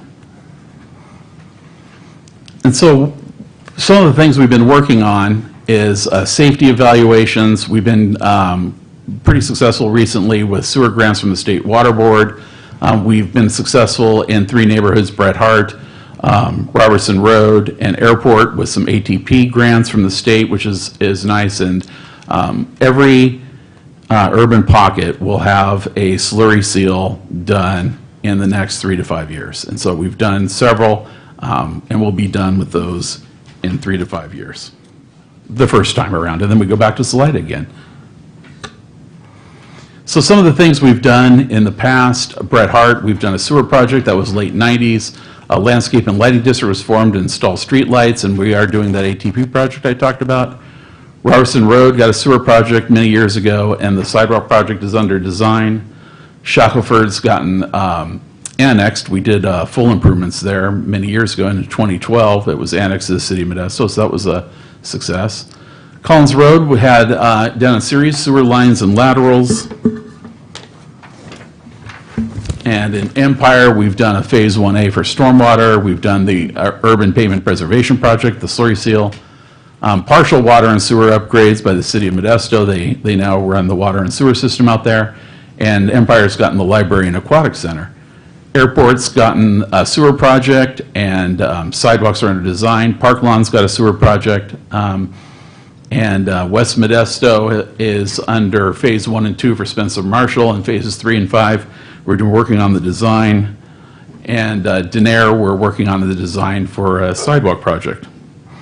And I'd like Danielle to talk about what are our goals and purpose of public outreach? Sure, thank you. So the reason that NBS and Civic Mike and the debrief team are working with the county is because we're looking to seek input from the community on their priorities.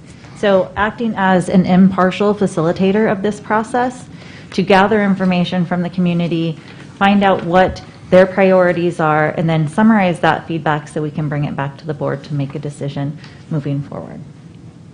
And so on October 13th, 2021, Public Works advertised for help with public outreach. We received one proposal on October 29th from NBS of Temecula, and NBS was found to have experience in other California communities for public outreach. So we selected them.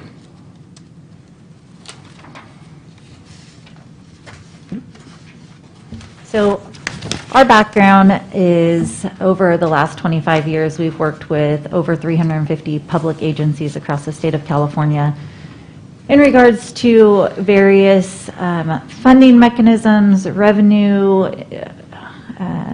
looking at engagement, outreach for many of those clients. Some of the relevant experience that you see there, we have listed Oxnard, San Leandro, La Habra Heights, but as I mentioned, we've worked with over 350 different municipalities in the state.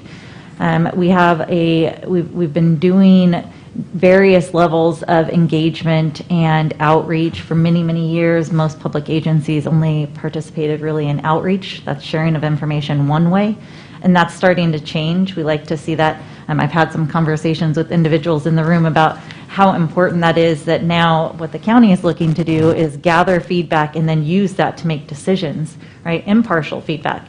So we've been doing that for many years. We have the system set up. I'll talk a little bit later about our Civic Mike website. That's a good way for us to interact with the community. And then we're also very fortunate to be able to work with a member of our team here, the debrief team, who has some great expertise and experience and intimate knowledge about the county pockets. Manny? Thank you so much, Danielle. To first begin, I'd like to introduce our team who's currently in the audience, Nancy Martinez and Jose Burrell. All of us are Stanislaus County residents, and we're deeply passionate about this community as a whole. And our insights and approach to this is to be high touch and tap deep connection with the Stanislaus County community at large. And some of our previous engagements include a sidewalk survey that we did in 2021, and also we're currently involved in the public engagement strategy with Stanislaus 2030. So with these experiences, we feel that we have a broad network in Stanislaus County that we can tap to ensure that we're getting as close to the ground that we can to ensure that every resident has a say in this initiative. And in regards to public works, as Danielle alluded to, we will be focusing on a digital engagement strategy, social media, and also in person as well. So we're excited to work on this with Danielle and with David Lehmann. Thank you, Manny. So I have a couple items listed up there as far as our approach to this project.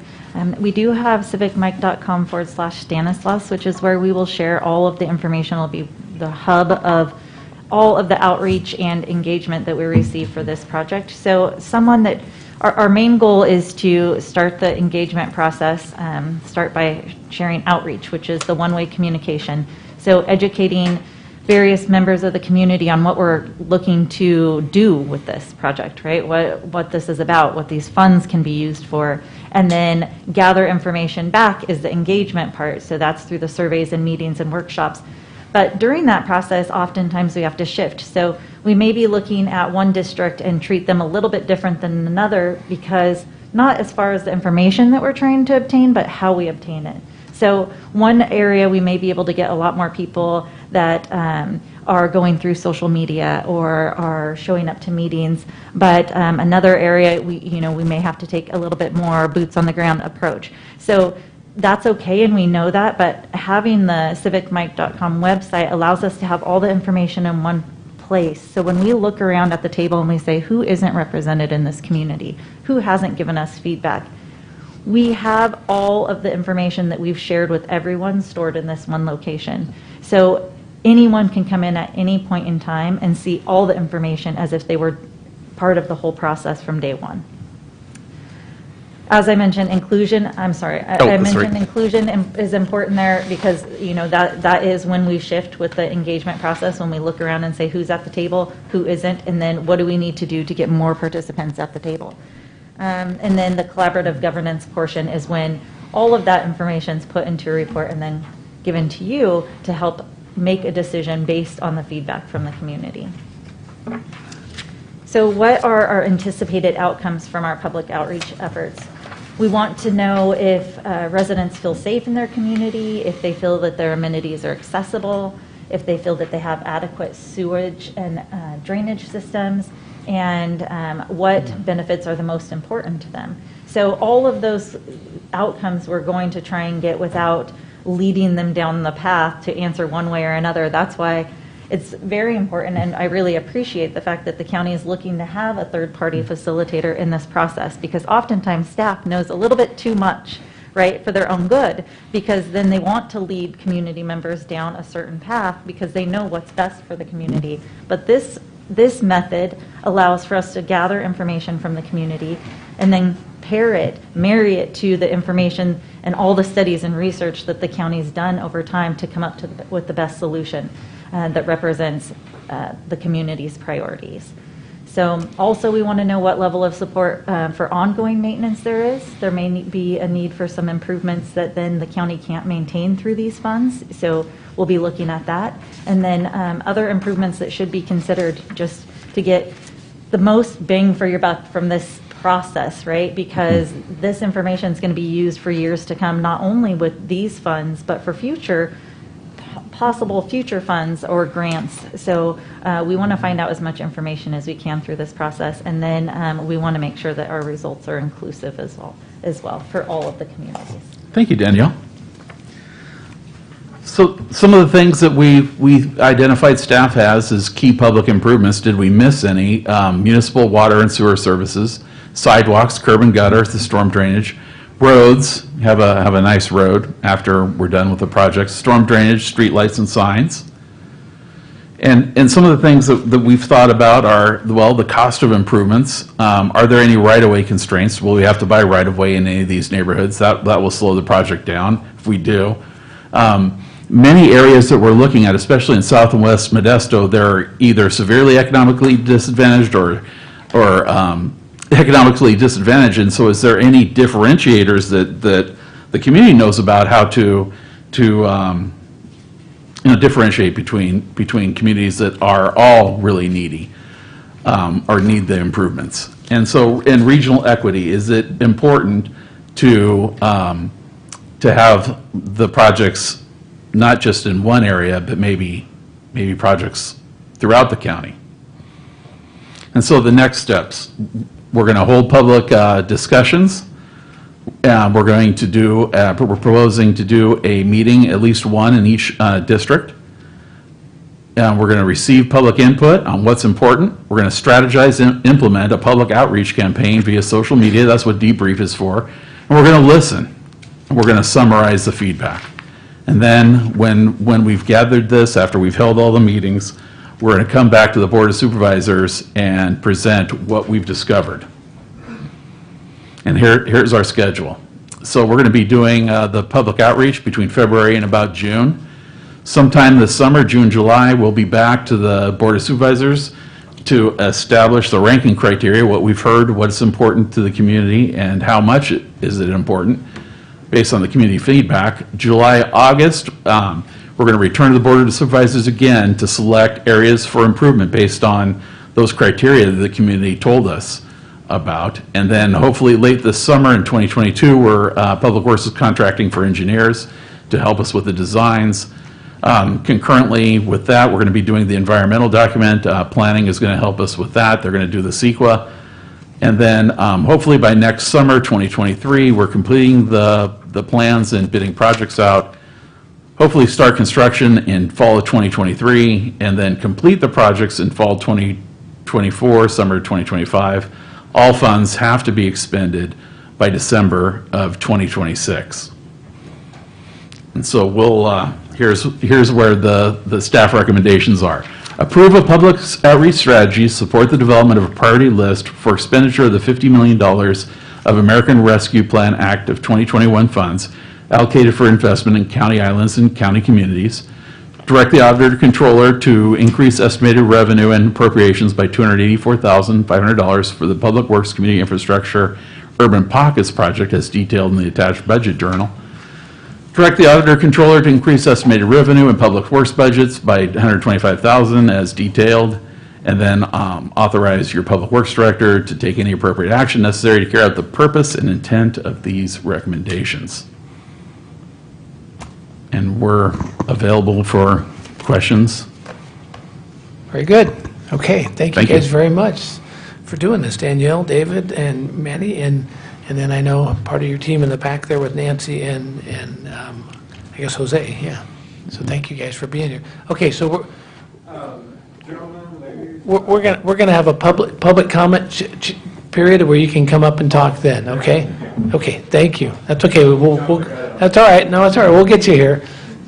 Okay, so first we're going to come back to the board here just for a second here. If there's any questions or comments, if I could, I'm just going to just real fast talk about what I'd like to see is, I know we got a whole lot to go here tonight, but I've talked to Jody about this, and I think some of the supervisors just said that I would like to see if we could at some point go on the road, have this Board of Supervisors go on the road. And the logistics of that are probably going to be a nightmare. I can tell the attorneys will go crazy over it as far as how we can do that and do it without violation of the Brown Act and have all these things we have to do. But I'd like it if we could, somehow staff could figure out a way that we could get out on the road and get into the community, because we all know our areas and stuff where we think, and then we're going to hear from everybody else here where they think these spots are too. But when we get to the point, which I think is going to be in July or August, where we're actually having to make some decisions here, I would like for us all to have been out into all these areas as much as we can and see these spots ourselves, rather than just making decisions based on maps and addresses and things like that. We need to get out there and actually see the locations ourselves. And like I said, I know a lot of spots in my district, and I know everybody knows spots in their own districts that they think are, and even that might be wrong. We're going to hear from everybody else. There might be other areas. But I would love for us to somehow logistically to figure out how we take a day or a few days where we have these meetings out in these locations, and we're all able to go there at the same time and meet and see these spots. So anyway, that's just a thought.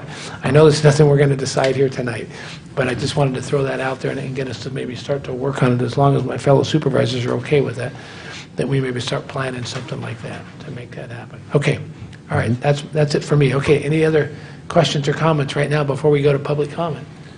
Supervisor I guess, Chiesa. because the criteria is set, I know you've been through this and you've scored things, and then there's at least I didn't read it in there, but the potential for annexation too. I know that'll be something we'll talk about. Based on this time frame, you put up there's impediments that people don't realize about if you have to buy right away and you get caught in a situation where you have to do something extraordinary that could slow it down, lawsuits and things like that. So we have to be pretty succinct, but again, a goal, I think, on the scoring mechanism, I do like basically how this ranking is, but the opportunity to get it annexed, and again, takes something up to standard, takes a willing city, and it takes willing people who live in that neighborhood for that to happen. It's not that easy, but again, it should be a goal. Okay, thanks for you. Anybody else before we go to public comment? All right, we have a lot of cards here, and we will start with Mr. Jose Zavala.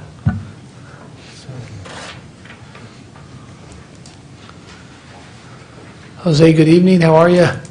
Good evening, Chair, Board of Supervisors, Mr. Hayes, and Mr. Taro. Thank you for this opportunity. I'm here to just make a comment, really no suggestion or direction, as Mr. Hayes said. However, I just want to voice a little bit of what we've been seeing there in South Modesto, specifically working towards making that community a better place. The residents, those who live there and those who are here tonight, will share more of their representation. But I do believe we have an opportunity here. We have an opportunity of, one, to really see the betterment of this community rise even further, to create some type of equality in this neighborhood surrounding other cities. We know that Modesto MSA is the biggest MSA here in this county. And South Modesto specifically has been in this community before Modesto was really around, in a sense. And so I do believe this is an opportunity to make this community at least up to par to the rest of the city so it can get annexed. And I know we've done some work there, as highlighted, Bret Hart and Shackelford. So just in my support as a former president of South Modesto Partnership and the work that has been done there, that the community have come to life to really see their neighborhood a better place. They transform a park. You can't do that alone. And so this is an opportunity for the county really to take a step forward and really put this community as a priority. So thank you for this opportunity. Thank you for all you do. We're praying for you. All right. Thanks, Jose. Next up, we have Adolfo Lopez.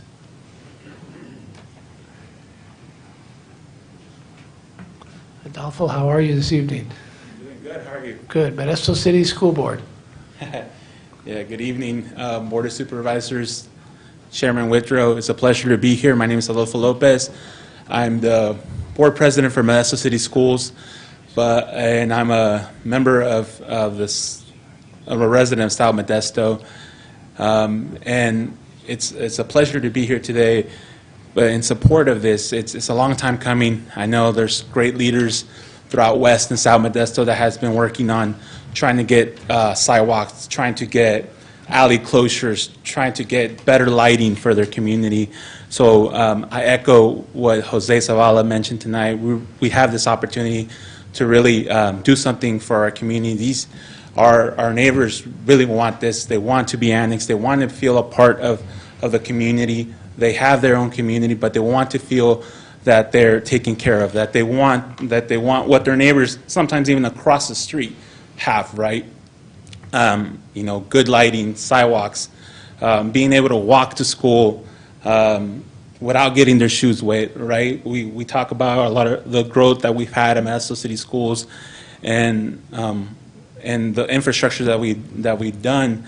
We have added after-school programming, and we just hope that a part of that these communities have good lightings to go after school, so that parents in these areas that are most times parent folks with only one car, so most of the times they have to bring in take their kids walking. Sometimes late at night in the winters, have to walk home without any lighting, no sidewalks, where it gets really scary at points. So I'm thankful for this opportunity, and I know that we're in good hands with the folks that we have on our team. They're all grew up in the same neighborhoods that we're talking about, same neighborhood as me. So I really appreciate it, and I hope and I echo what Chairman Whitrow, take an opportunity, go visit these areas, take great leaders like Rebecca Harrington, like Mr. De Noso, that really will tell you the experience of the community. Don't go by yourselves. Take a group of individuals from those communities to tell you about what the stories that are living out there. Thank you for your time. Thanks, Adolfo. Okay, next up I have Anthony Borges.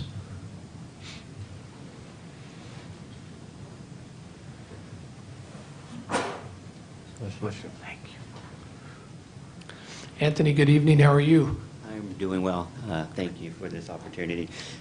So I've been a community pastor there at the Center Church, directly in South Modesto, in that neighborhood, for about 13 years now, my wife and our family.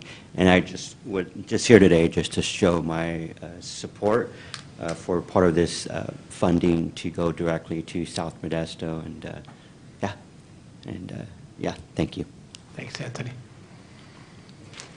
Okay, next up we have Mrs. Sue McCann, the principal from Shackelford Elementary School.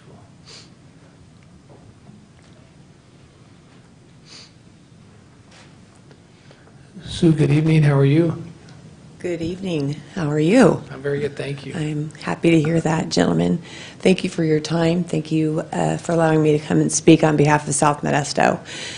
Unlike the gentlemen that have spoken before me, I am not from South Modesto, but I am from Modesto. I was born and raised in Modesto, Beard Bulldog, Davis Spartans, go Spartans, and I have a strong love for our community. I was asked to be the principal 4 years ago to go over to Shackelford. I came from Wilson, and I was over at Shackelford. I've been over there, I'll start my 5th year, and I have to tell you that this is a great need.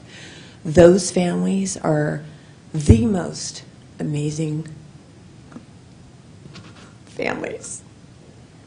It's okay, I just did that a few minutes ago. I know, I saw it. So these scholars deserve the opportunity. On big downpour days, my husband and I have to switch. He takes my Audi and I take his 2011 Suburban, and I throw plywood in the back of my Suburban to get these kids to school.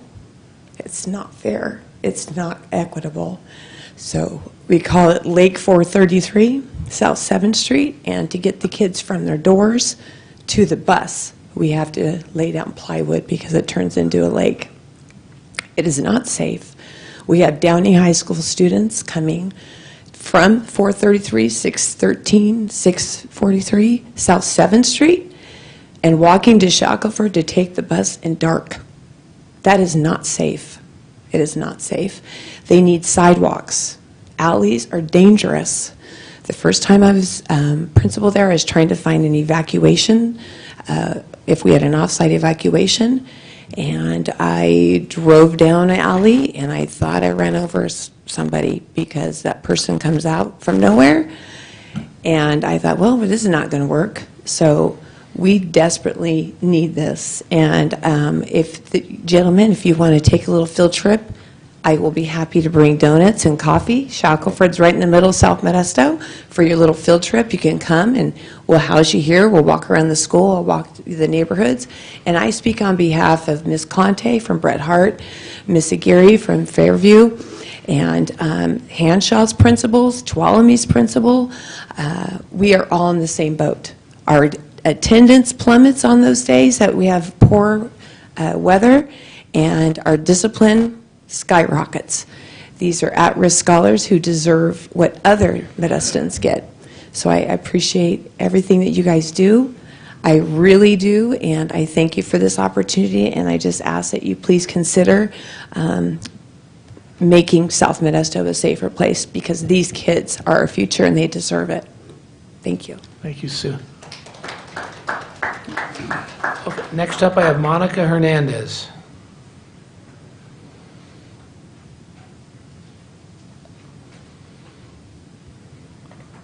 Monica, how are you? Good, thank you. How are you doing? I'm good, thank you. Good evening. I am Monica Hernandez, and I grew up in Southside Modesto, have lived there, and now currently working there. Even without the weather conditions, I see that there's problems just after school. As soon as all the kids get off of the bus, they're walking down the road because there are no sidewalks, and it becomes a safety issue. I do want to talk about a certain event that we had. So Pastor Anthony led a Christmas parade in December, and we got the fire department and the police station to come out and just all be involved. And me, as a mental health counselor, I love to provide resources, especially for underserved communities and under-resourced communities. As we were going through our parade, we have Santa Claus, the Grinch, and we're passing out candy canes and little flyers and all these wonderful resources, but the kids can't even come up to us because of how flooded the dirt is. So it was so sad just to see their little faces of not even being able to hand them the resources that we had ready for them. So again, just please take this community into consideration. Thank you. Thank you, Monica. Okay, next up we have Edgar Navarro.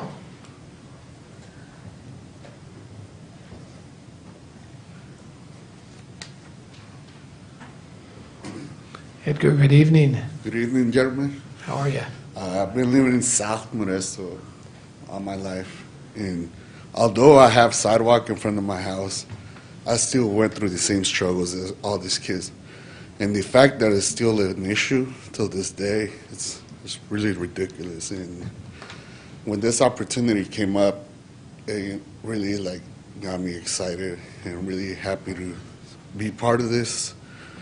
And really, I'll be willing to be walking with all you gentlemen in these neighborhoods, and being really it really breaks my heart seeing these kids still going through the same struggles as I went when I was a kid. And it's just hurtful, and it's just really something that needs to be dealt with. And these kids struggle all the time, and the people that I grew up with had the same struggles, and it's just really taking into consideration this opportunity, and it's really grateful to be part of this, and thank you. Thank you, Edgar. Okay. Next up, we have Rebecca Harrington.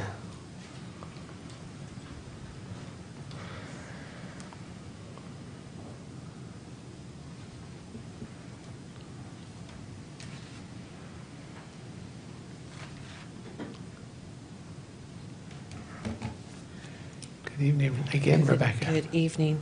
I'm not going to say hello again. Scott already did. It's okay. And y'all know me, so. I'm going to hand to your clerk some letters. The gentleman that just left a little while ago is Mike Toledo. He just recently purchased the property at Central Valley Recycling. I think it's 540 South 9th Street. So he went out and did some walking and some talking to some businesses out there, which is really great. So I really appreciate that. He didn't want to speak because he said he gets embarrassed. So I'm going to do my part here. First of all, no man's land, circa 1948 to present. When you purchase a home or any other property and you pay taxes, there's a certain expectation of services for taxes paid yearly and faithfully. For us, the past 74 years. Somehow, for the past 7 decades, money has never been set aside for basic improvements, curbs, gutters, or streets maintained instead of being patched. If it hadn't been for my parents and other longtime residents reaching out to former Supervisor Gary Condit, we would not have been able to connect with the City of Modesto sewer lines. We eventually had street lights on wood poles installed by TAD, and with a new charge added to our tax bill. The charge was listed as lighting and landscape beautification. Imagine to my surprise as I look out my window and I see nothing but dirt, cracked asphalt, potholes, and street corners that flood during heavy rains. As a result of me moving back to the area, because I did live out into the city of Modesto for quite a while, back in 2004, I was able to take a real hard look at what was missing and what was allowed to exist in the sphere of our neighborhood. There are several auto dismantlers, a few vehicle storage lots, illegal marijuana grows, motels that have had more than their fair share of violent crimes, murders, tortures, and other violent crimes, prostitution rings. And all while the code enforcement not being able to actually act on these because the county policies do little to effect change. So they're limited. Their hands are tied up to a certain point. The county has been behind on updating policies and fines that actually motivate bad property owners to change their wicked ways. And I say wicked because when you are not addressing the needs of your community, there's a problem. That is where environmental inequality and inequity comes in. Communities such as ours are often disproportionately impacted by environmental and occupational hazards based on income, race, national origin, and other factors. Public health is an issue. Exposure to toxic fumes, dust, and dirt. Our area has a much higher rate of asthma and asthma-related illnesses than other communities in Stanislaus County. 95351 is that. Please check with your county health department on that one. While our state has changed from one that did not implement best environmental practices to one that some say is over-regulated, that is, unless you live in unincorporated areas such as ours in South and West Modesto, county islands or rural areas where there is little oversight. Fast forward to 2022, many of these inequities still remain and have been in place for decades. I'm asking that this Board of Supervisors, and please excuse while I flip to the next page, move forward to change the business practices of their predecessors and to effect change that will improve communities such as ours, no man's land in Stanislaus County. We'd like to be known as the City of Modesto. Do not let what has done in the past to continue. Review and remove gross polluting businesses such as wrecking yards that are situated along our precious waterways. Regulate how motels are doing business along the South 9th Street corridor. And set a precedent to fully, and I say fully, vet businesses coming into the area that are using commercial lands and make sure that their business is fit, that when their commercial area is within a 60 feet distance from a residential community, that they're not going to be causing problems. Do not allow situations to happen like ours where there are several law enforcement agencies trying not to be the one to deal with the problem. In our case, we have the California Highway Patrol, the Sheriff's Department, Modesto Police Department, and Ceres PD. Many who may or may not be responding or thinking that the other one will.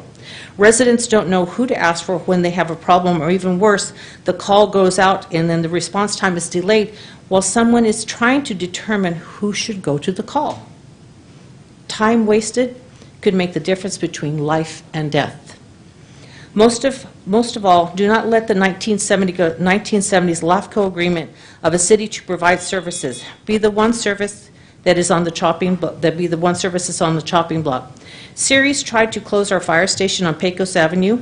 I went to their city council meeting and threatened to file a discrimination lawsuit if the fire station were to close because it was a part of their general plan per Lafco.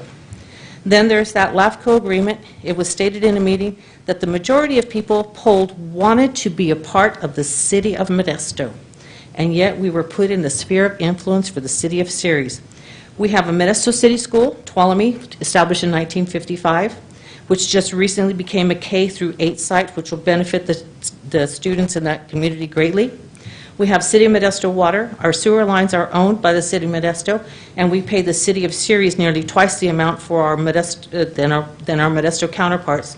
And we have a City of Modesto Park, Mancini Memorial Park, that is truly not a park. However, it does have a cell tower. We have a cell tower there that brings in funds that goes to the general maintenance of parks throughout Modesto, and we don't have the basic elements of a park, nor can we seem to finally ever qualify for funding that desperately need for our children to have a safe place to play. They deserve more than a grassy area to play soccer and a walking track. Be the Board of Supervisors that change the narrative for the unincorporated areas like ours. Let us be known as Modesto and no longer as no man's land. Thanks, Rebecca. Okay, next up, Miguel De Noso.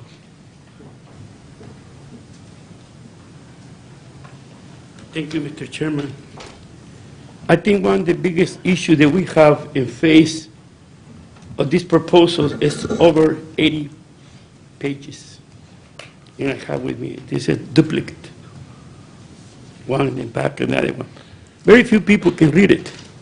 Very few people have that, especially the limited English proficiency. And that's supposed to be under the 13 Executive Order 985 and then 13995. And I think this proposal that you have is good, but it needs more touch in regard to the community involvement. It looks like you have a good team. I'd like to see these people from the community. It's an excellent concept and idea.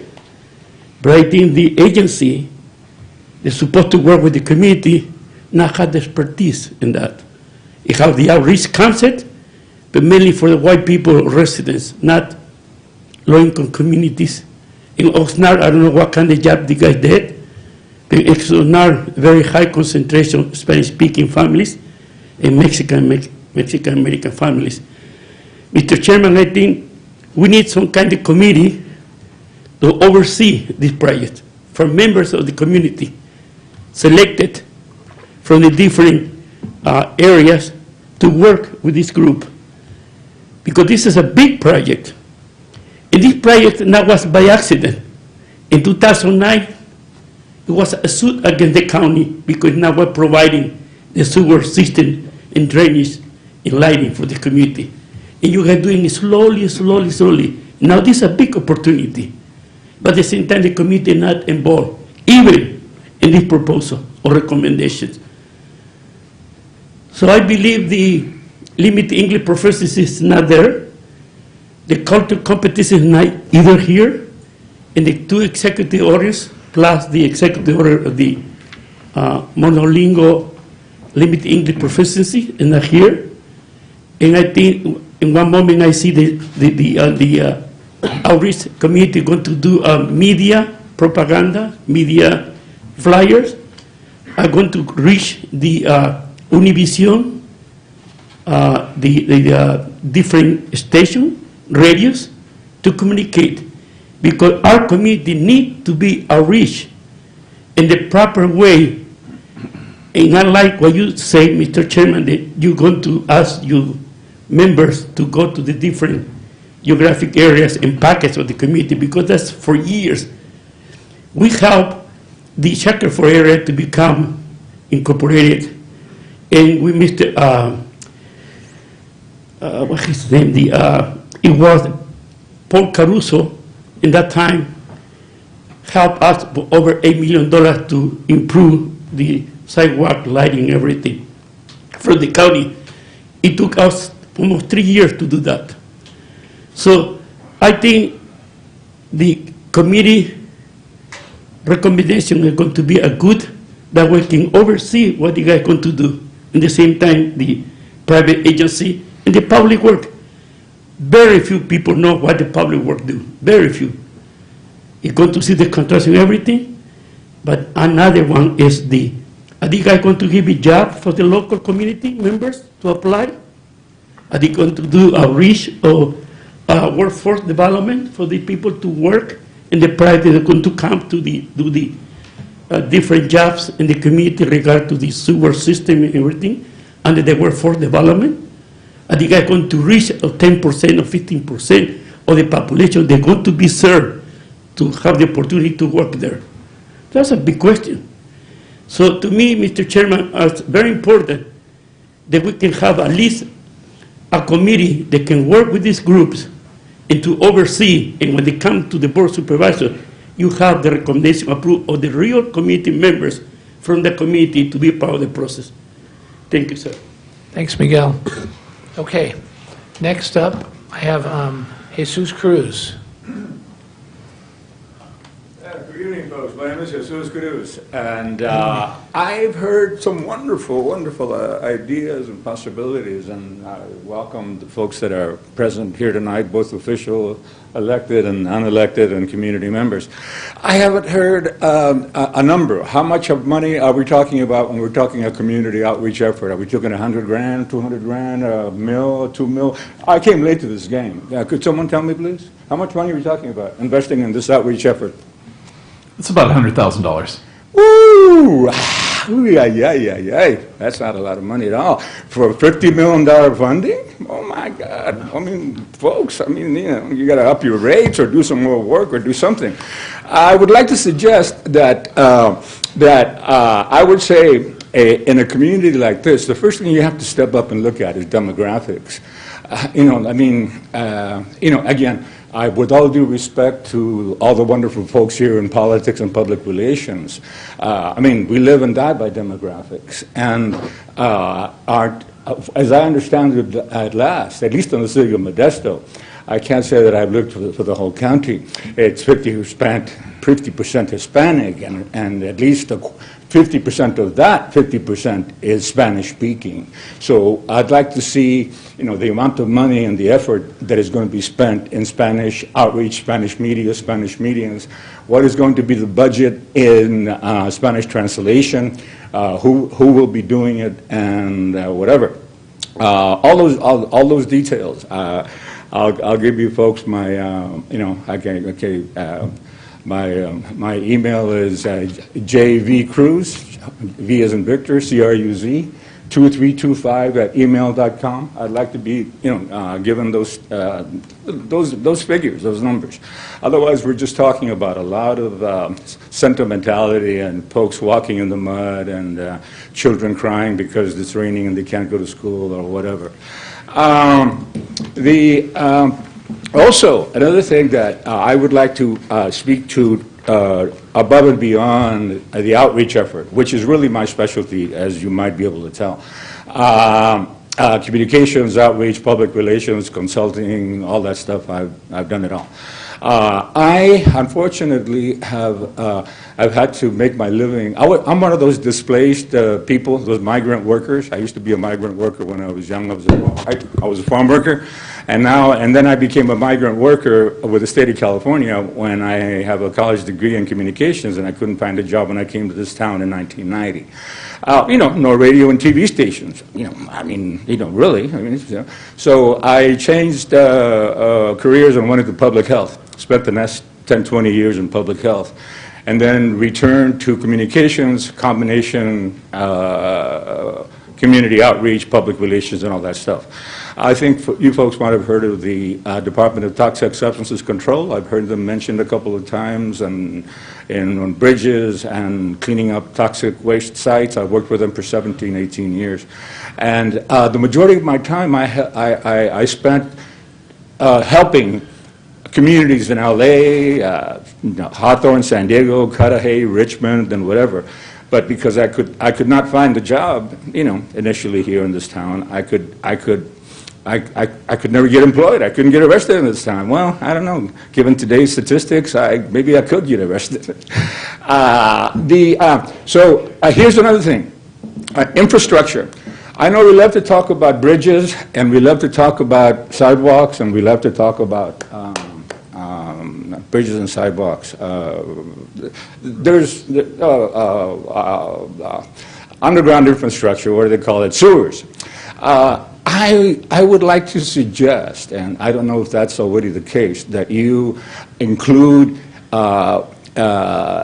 communications infrastructure, the laying of cable, or establishing hot satellite systems and 5G that are coming through to build infrastructure in these communities.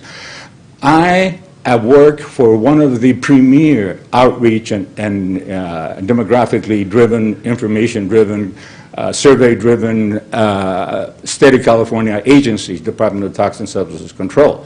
Although I have to admit that California Rural Legal Assistance is doing some hot work in their outreach and their bilingual outreach and Spanish outreach, media.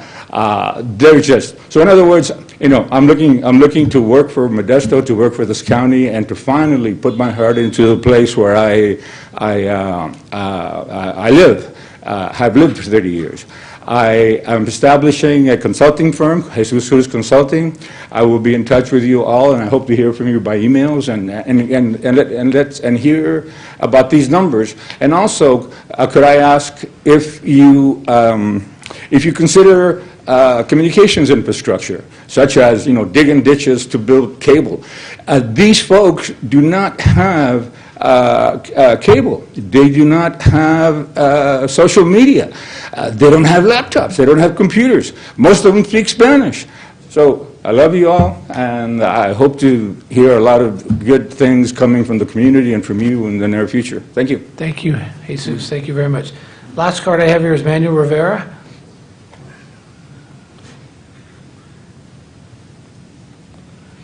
Good evening, Manuel. Good evening, members of the board, chairman. Thank you for your time. My name is Manuel Rivera. I'm a resident of Stanislaus County, grew up in South Modesto, and I just wanted to showcase some pictures I had provided to the clerk to share with you all to just really depict some of the much needed infrastructure in South Modesto community.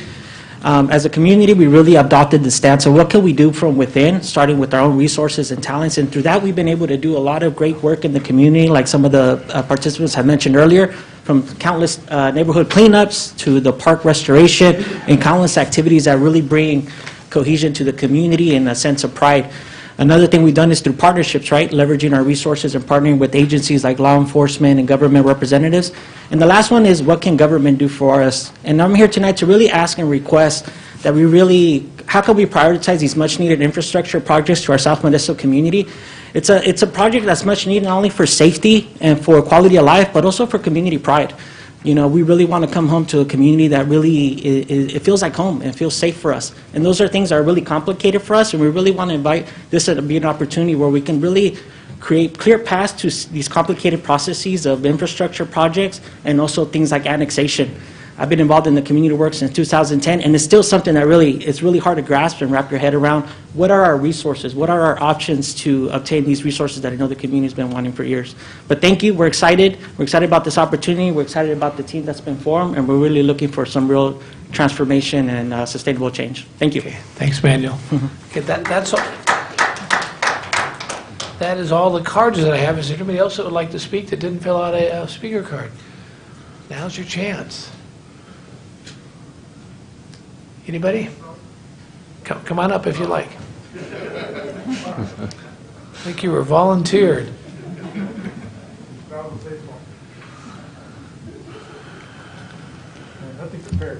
That's okay. Just state your name and. Right. Well, thank you for chairing. My name is Armando Mendoza. Let me put this a little higher. This is my first time being here. I'm a teacher at Henshaw Middle School, and I currently went to Henshaw as well. So hearing Zu and Jose and everybody else talking about this and getting this opportunity, it will mean the world, to be honest. I'll probably do what you said earlier, not try to do it. That's okay. Like Manuel Rivera said right now, it's an opportunity. It's an opportunity to see, not only for pride, but it's an opportunity that's been long overdue. I've been teaching at Henshaw for 10 years. I went there as well, and it is really sad to see the kids having to go to school all the time. And not safe, just safety is hard, but it's also a sense of pride. I know we are tough, even though there are many things against us, we still overcome. But if we get a little bit of help, I mean, one of the things that I wanted to teach was to go back to my school, to tell them that it's possible, that it's an opportunity to, oh man. It's okay, you're doing great. It's an opportunity to help our community. We do have this great opportunity. When I talked to Jose, he emailed me this. I know it's a late night, but it's a great opportunity for us to come together. We're all at different places. I know you guys work really hard. Probably 8:30 almost, 9 o'clock. Now, I haven't been home, but I'm pretty sure you guys miss your home too. One of the prizes that I get to do is, and one of my, where I get my energy from is to see how can we get these kids, even though they have so many things stacked against them, they still overcome. You know, so if we can help them a little bit in any way, man, I think we did our job. So I think I like what I see and hear. Manny's here. He's a great example for what is possible. And obviously, we look back. We have a lot of people that we can see. I don't want to look back too much because I think I'm going to cry. It's a great thing. You know, it's a great thing where we want to give back to our community that we grew up. And if we can give those students something more meaningful, we can help them out, it would mean the world.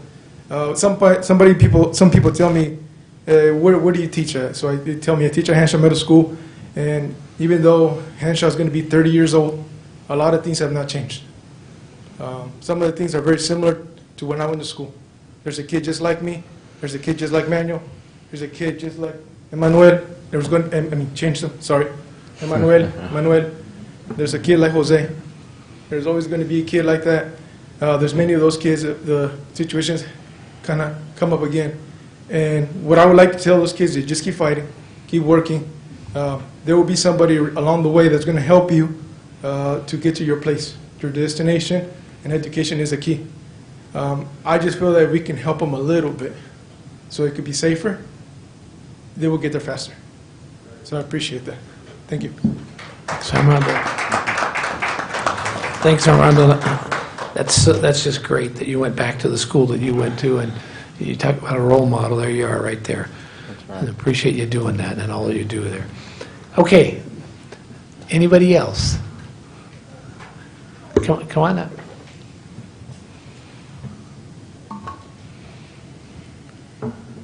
Good evening. My name is Evelyn Mejia, and I am a former student, resident of South Modesto. So, you know, this is an awesome opportunity given, and each one of you know what's best for the communities.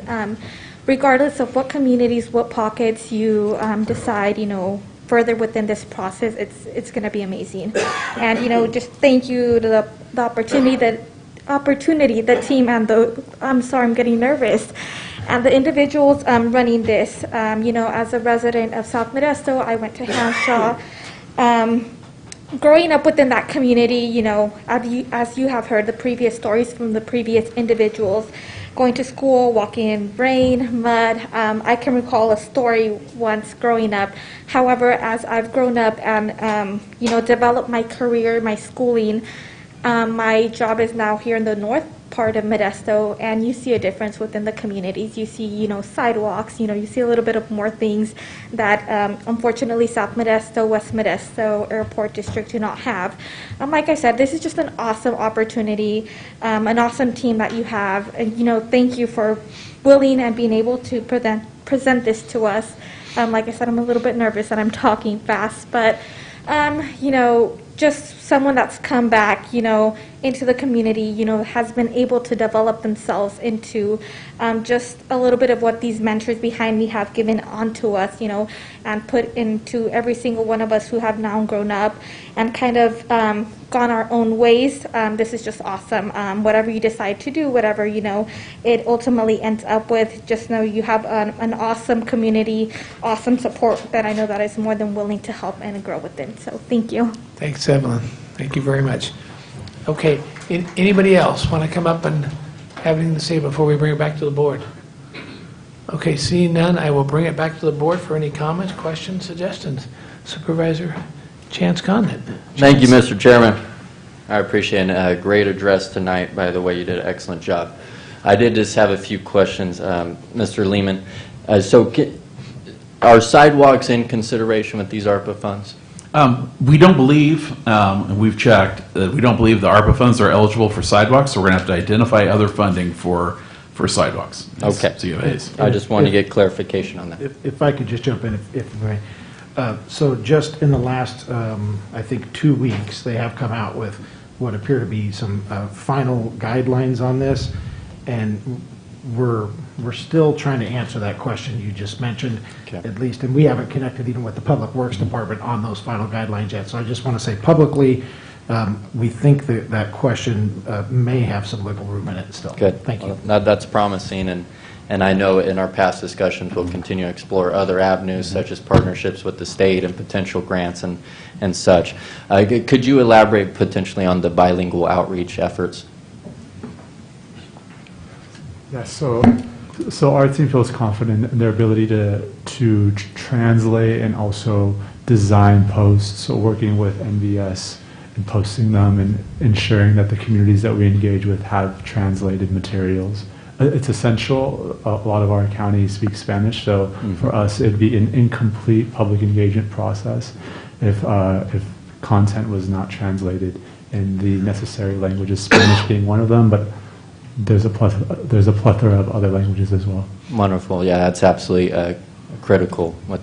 Yeah, if I can add to that. So the part of the first process is just looking at the demographics of each of these communities and then seeing how we can reach as many people as possible. So we've already spent a lot of time talking about how not only the printed material will be in multiple languages, but also the community meetings and events that we're holding to gather feedback will have various resources for not only bilingual, but also for those who, you know, maybe don't feel comfortable writing out their responses, and some of the other things that each community may need different assistance on. So we're looking into all of those angles to just get as much feedback from each community as possible. Wonderful, wonderful. And you have great community representation with Mr. Escamilla, Mr. Burrell, Ms. Martinez. They'll do a fantastic job, and they're the best of our community for sure.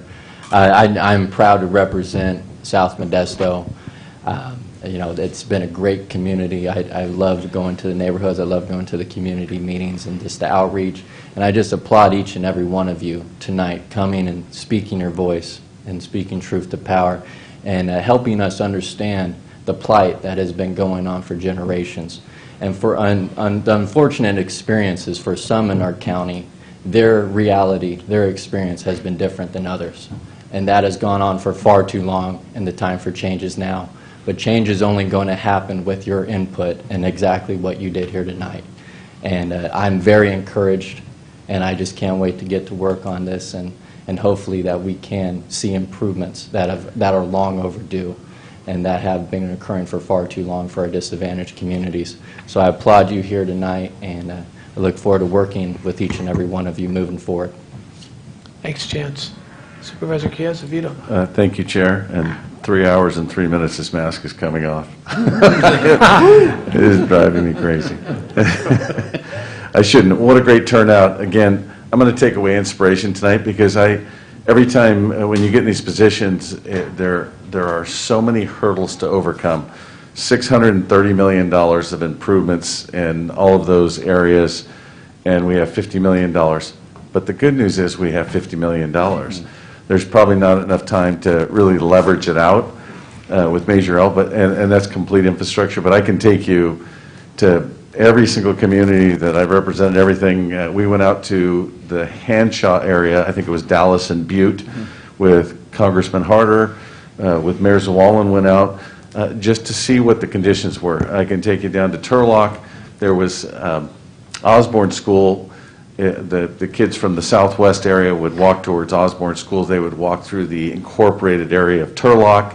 It became a magnet school, so they started walking to Cunningham School, which was south, and it was through an unincorporated island. Same situation, water, no sidewalks. So we've been trying for many years. We have some design work just to do a sidewalk on one side of the street. I can think of Hickman, Keys, Empire, Airport District. It is the list is long and hard, and so we have some money to do something about it. But we're going to go through a real process now. It's going to, we're going to try and score it. We need your input as to the things you want to see, how we can improve something that's not on that list that might also come into account. I was thinking to myself that there's a statement. Do you remember Alan Greenspan? He was a former Fed chief, and he had a term when housing prices went crazy. It was called irrational exuberance. And I don't want to set up anyone for thinking that we're going to fix all of the issues right now. And that's just setting the baseline. But we're going to make a dent in it. And we're going to have a roadmap when we're done, hopefully, for all the communities on how to improve them, whether it's in the middle of county islands in the middle of a city that can be annexed, or whether you're on the outside. County island is a county island, and our goal is to improve each one of them. So again, thank you for coming in today, and I look forward to this process. It's got to be timely, and you see it, for government, that doesn't look like a fast timeline that was up there, but it's very fast timeline, and we need outreach. I like your idea, Chairman, about getting out in the community, but again, thank you. Thanks, Vito. Okay, Buck? Thanks, Mr. Chairman. Yep. Dave, Danielle, Manny, and team, thank you for your report tonight. As we go through our campaign of soliciting information on what county residents want, and how are we going to make sure that that's even across the board? As such, if we're getting good responses and good information from South Modesto, how are we going to differentiate the information coming out of our pockets, say in Riverbank or Oakdale? How are we going to make sure that that's happening? So we might not be able to, but the effort will be to take the same approach for each area in the beginning, and then review how we're obtaining information, and then if we need to pivot in one area to a different form of engagement because that area doesn't seem to be responding in the same manner. But I'm thinking from your engagement tonight, we might not have what we're going to find in South Modesto from Yeah. other communities. I mean, I just need to set realistic expectations, right? They're well represented here tonight, that's Right. for sure. And the community is who will really rally around and get the most activity and the biggest responses. So if there are individuals in the community that are part of a working group and they take it upon themselves to go out and get other people to get involved and to give feedback, that community is going to do far more than we can do with the 3-4 months we have.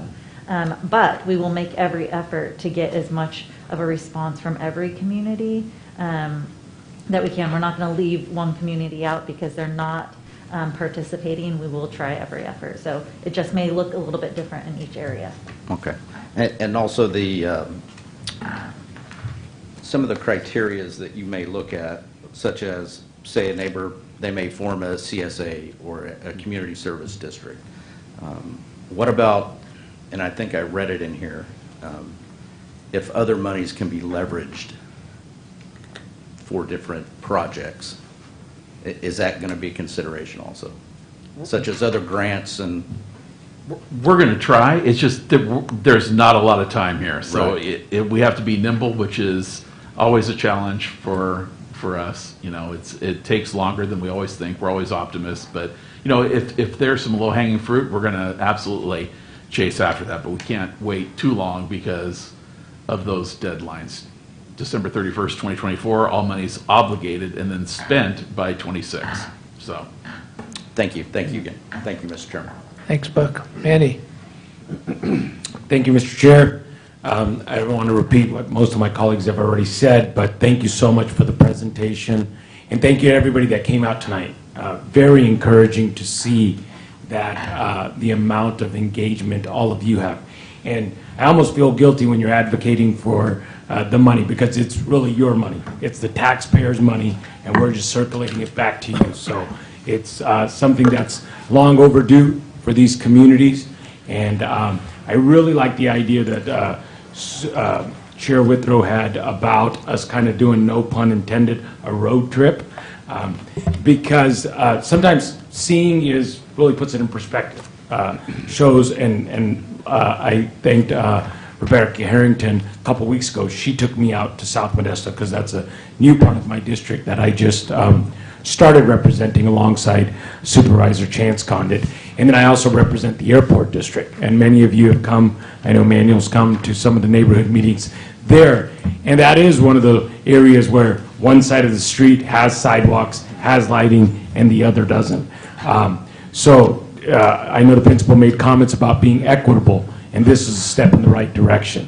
And 630 million, obviously 50 million is not going to cover that, but it's a start. And hopefully sometimes when positivity kind of drives positivity, so when we start seeing things happening, hopefully other cities can spend some of their ARPA funds as well to help us, or there's matching funds and grants that we get. But I think it's a step in the right direction. Again, thank you for partnering with us to amplify this message and amplify this work. I really appreciate the public engagement. I think that's going to be monumental in this process. It's going to serve a great purpose. I appreciate the fact that we've already thought of that, and look forward to working with all of you on this. And like Supervisor Keyes has said, sometimes government doesn't move as fast as we would like, but in this process, that is really fast, and want to get this work done as soon as possible. So thanks again for taking the time and spending the last 3 hours of your life here at the Board of Supervisors meeting. I know you came for Supervisor Withrow's State of the County address, but thanks for staying afterwards. Thanks, Manny.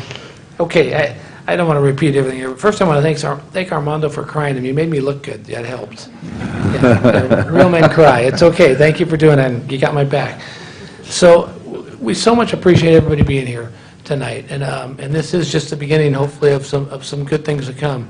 Just like everybody has said, we've got to spend this money fast. It's a drop in the bucket as far as what we really need. We hope to be able to leverage and move forward. But I can remember back in 2011, actually, when we we sat down in some meetings and pulled out maps and started trying to figure out what could we do. And then it just kind of sat there because there was no money. There was just nothing we can do.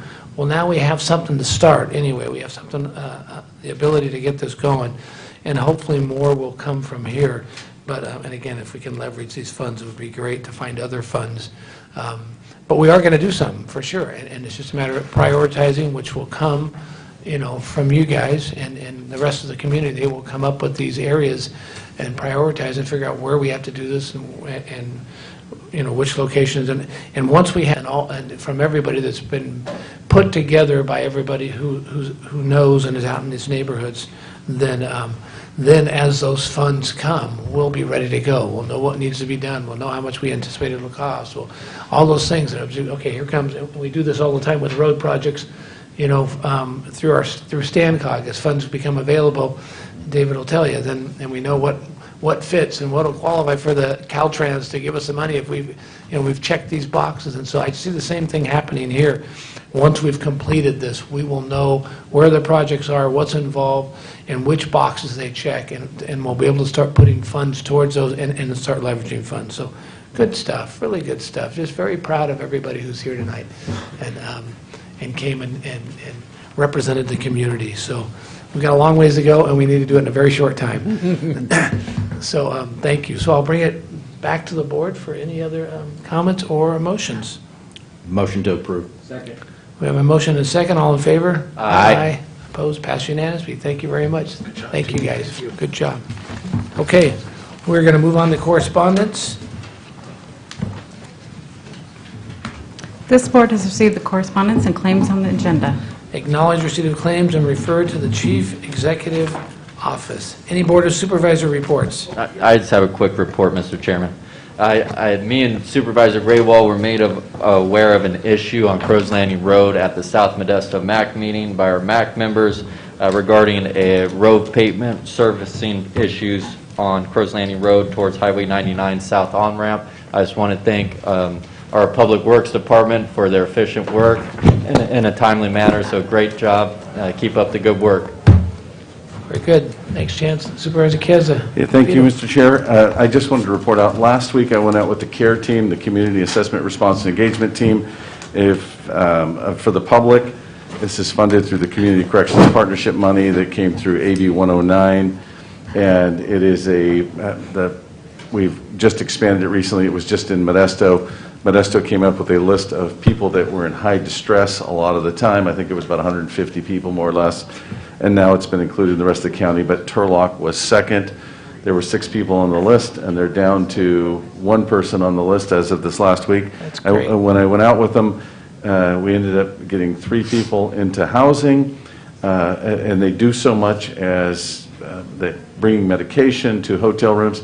When we see why we've been successful with the family housing of the Empire Migrant Shelter for the overwintering spot, is because of the intensive case management. And that means keeping people on track. Too often, these people have been picked up, either they're at the hospital, they're sent to the hospital, they're picked up and taken to Doctor's Behavioral Health Center, medicated, got their psychosis under control, and then they're released back on the street where the cycle starts all over again.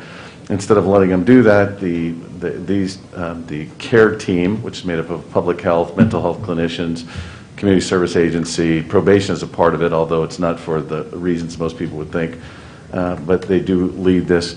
But I just saw things that I hadn't seen, and it's building rapport. That's what the outreach and engagement team has been doing, building rapport, and so they're not afraid to talk to our folks, and also Turning Point is a part of that. But I just see a better path with intensive case management, and that's what we're doing. It's fairly costly, but until people are stabilized, we really don't have a chance. And that we're willing to go out. We went to most of the homeless camps along the Caltrans right away. Exciting, and I would suggest either for the public or for any Board of Supervisors, a great experience. Perfect. Thanks, Vito. Anybody else? Okay. I just wanted to say sorry, something. Manny, go ahead. Speaking of the CARE team, we've lost a real gem of a human being who's a member of our CARE team, Randy Limberg. Today was his services and then a celebration of life. Many of us got the opportunity to attend. Randy had a profound impact One, being homeless himself and then being an advocate for the homeless, and lived a life that touched many, many lives. And so he's going to be a true loss for our community. And I thank him for everything he did. And his daughters and grandkids and everybody was in attendance. And you could see that it was a big departure from the family. So thank you for the Lindbergh family for sharing Randy with us for many, many years. Thank you. That's great, Manny. Thank you. Yeah, we know that Randy is up in heaven right now watching everything here. So we're going to miss him. Two real quick ones. Deputy Nick Kerr, I think, because maybe, I don't know, I've seen Nick here before. But Nick, thank you for being here. And then we want to thank Rob Terrell for sitting in for Tom tonight. Yeah. And so, being no further business, this meeting is adjourned. It's okay. We had a... What's that?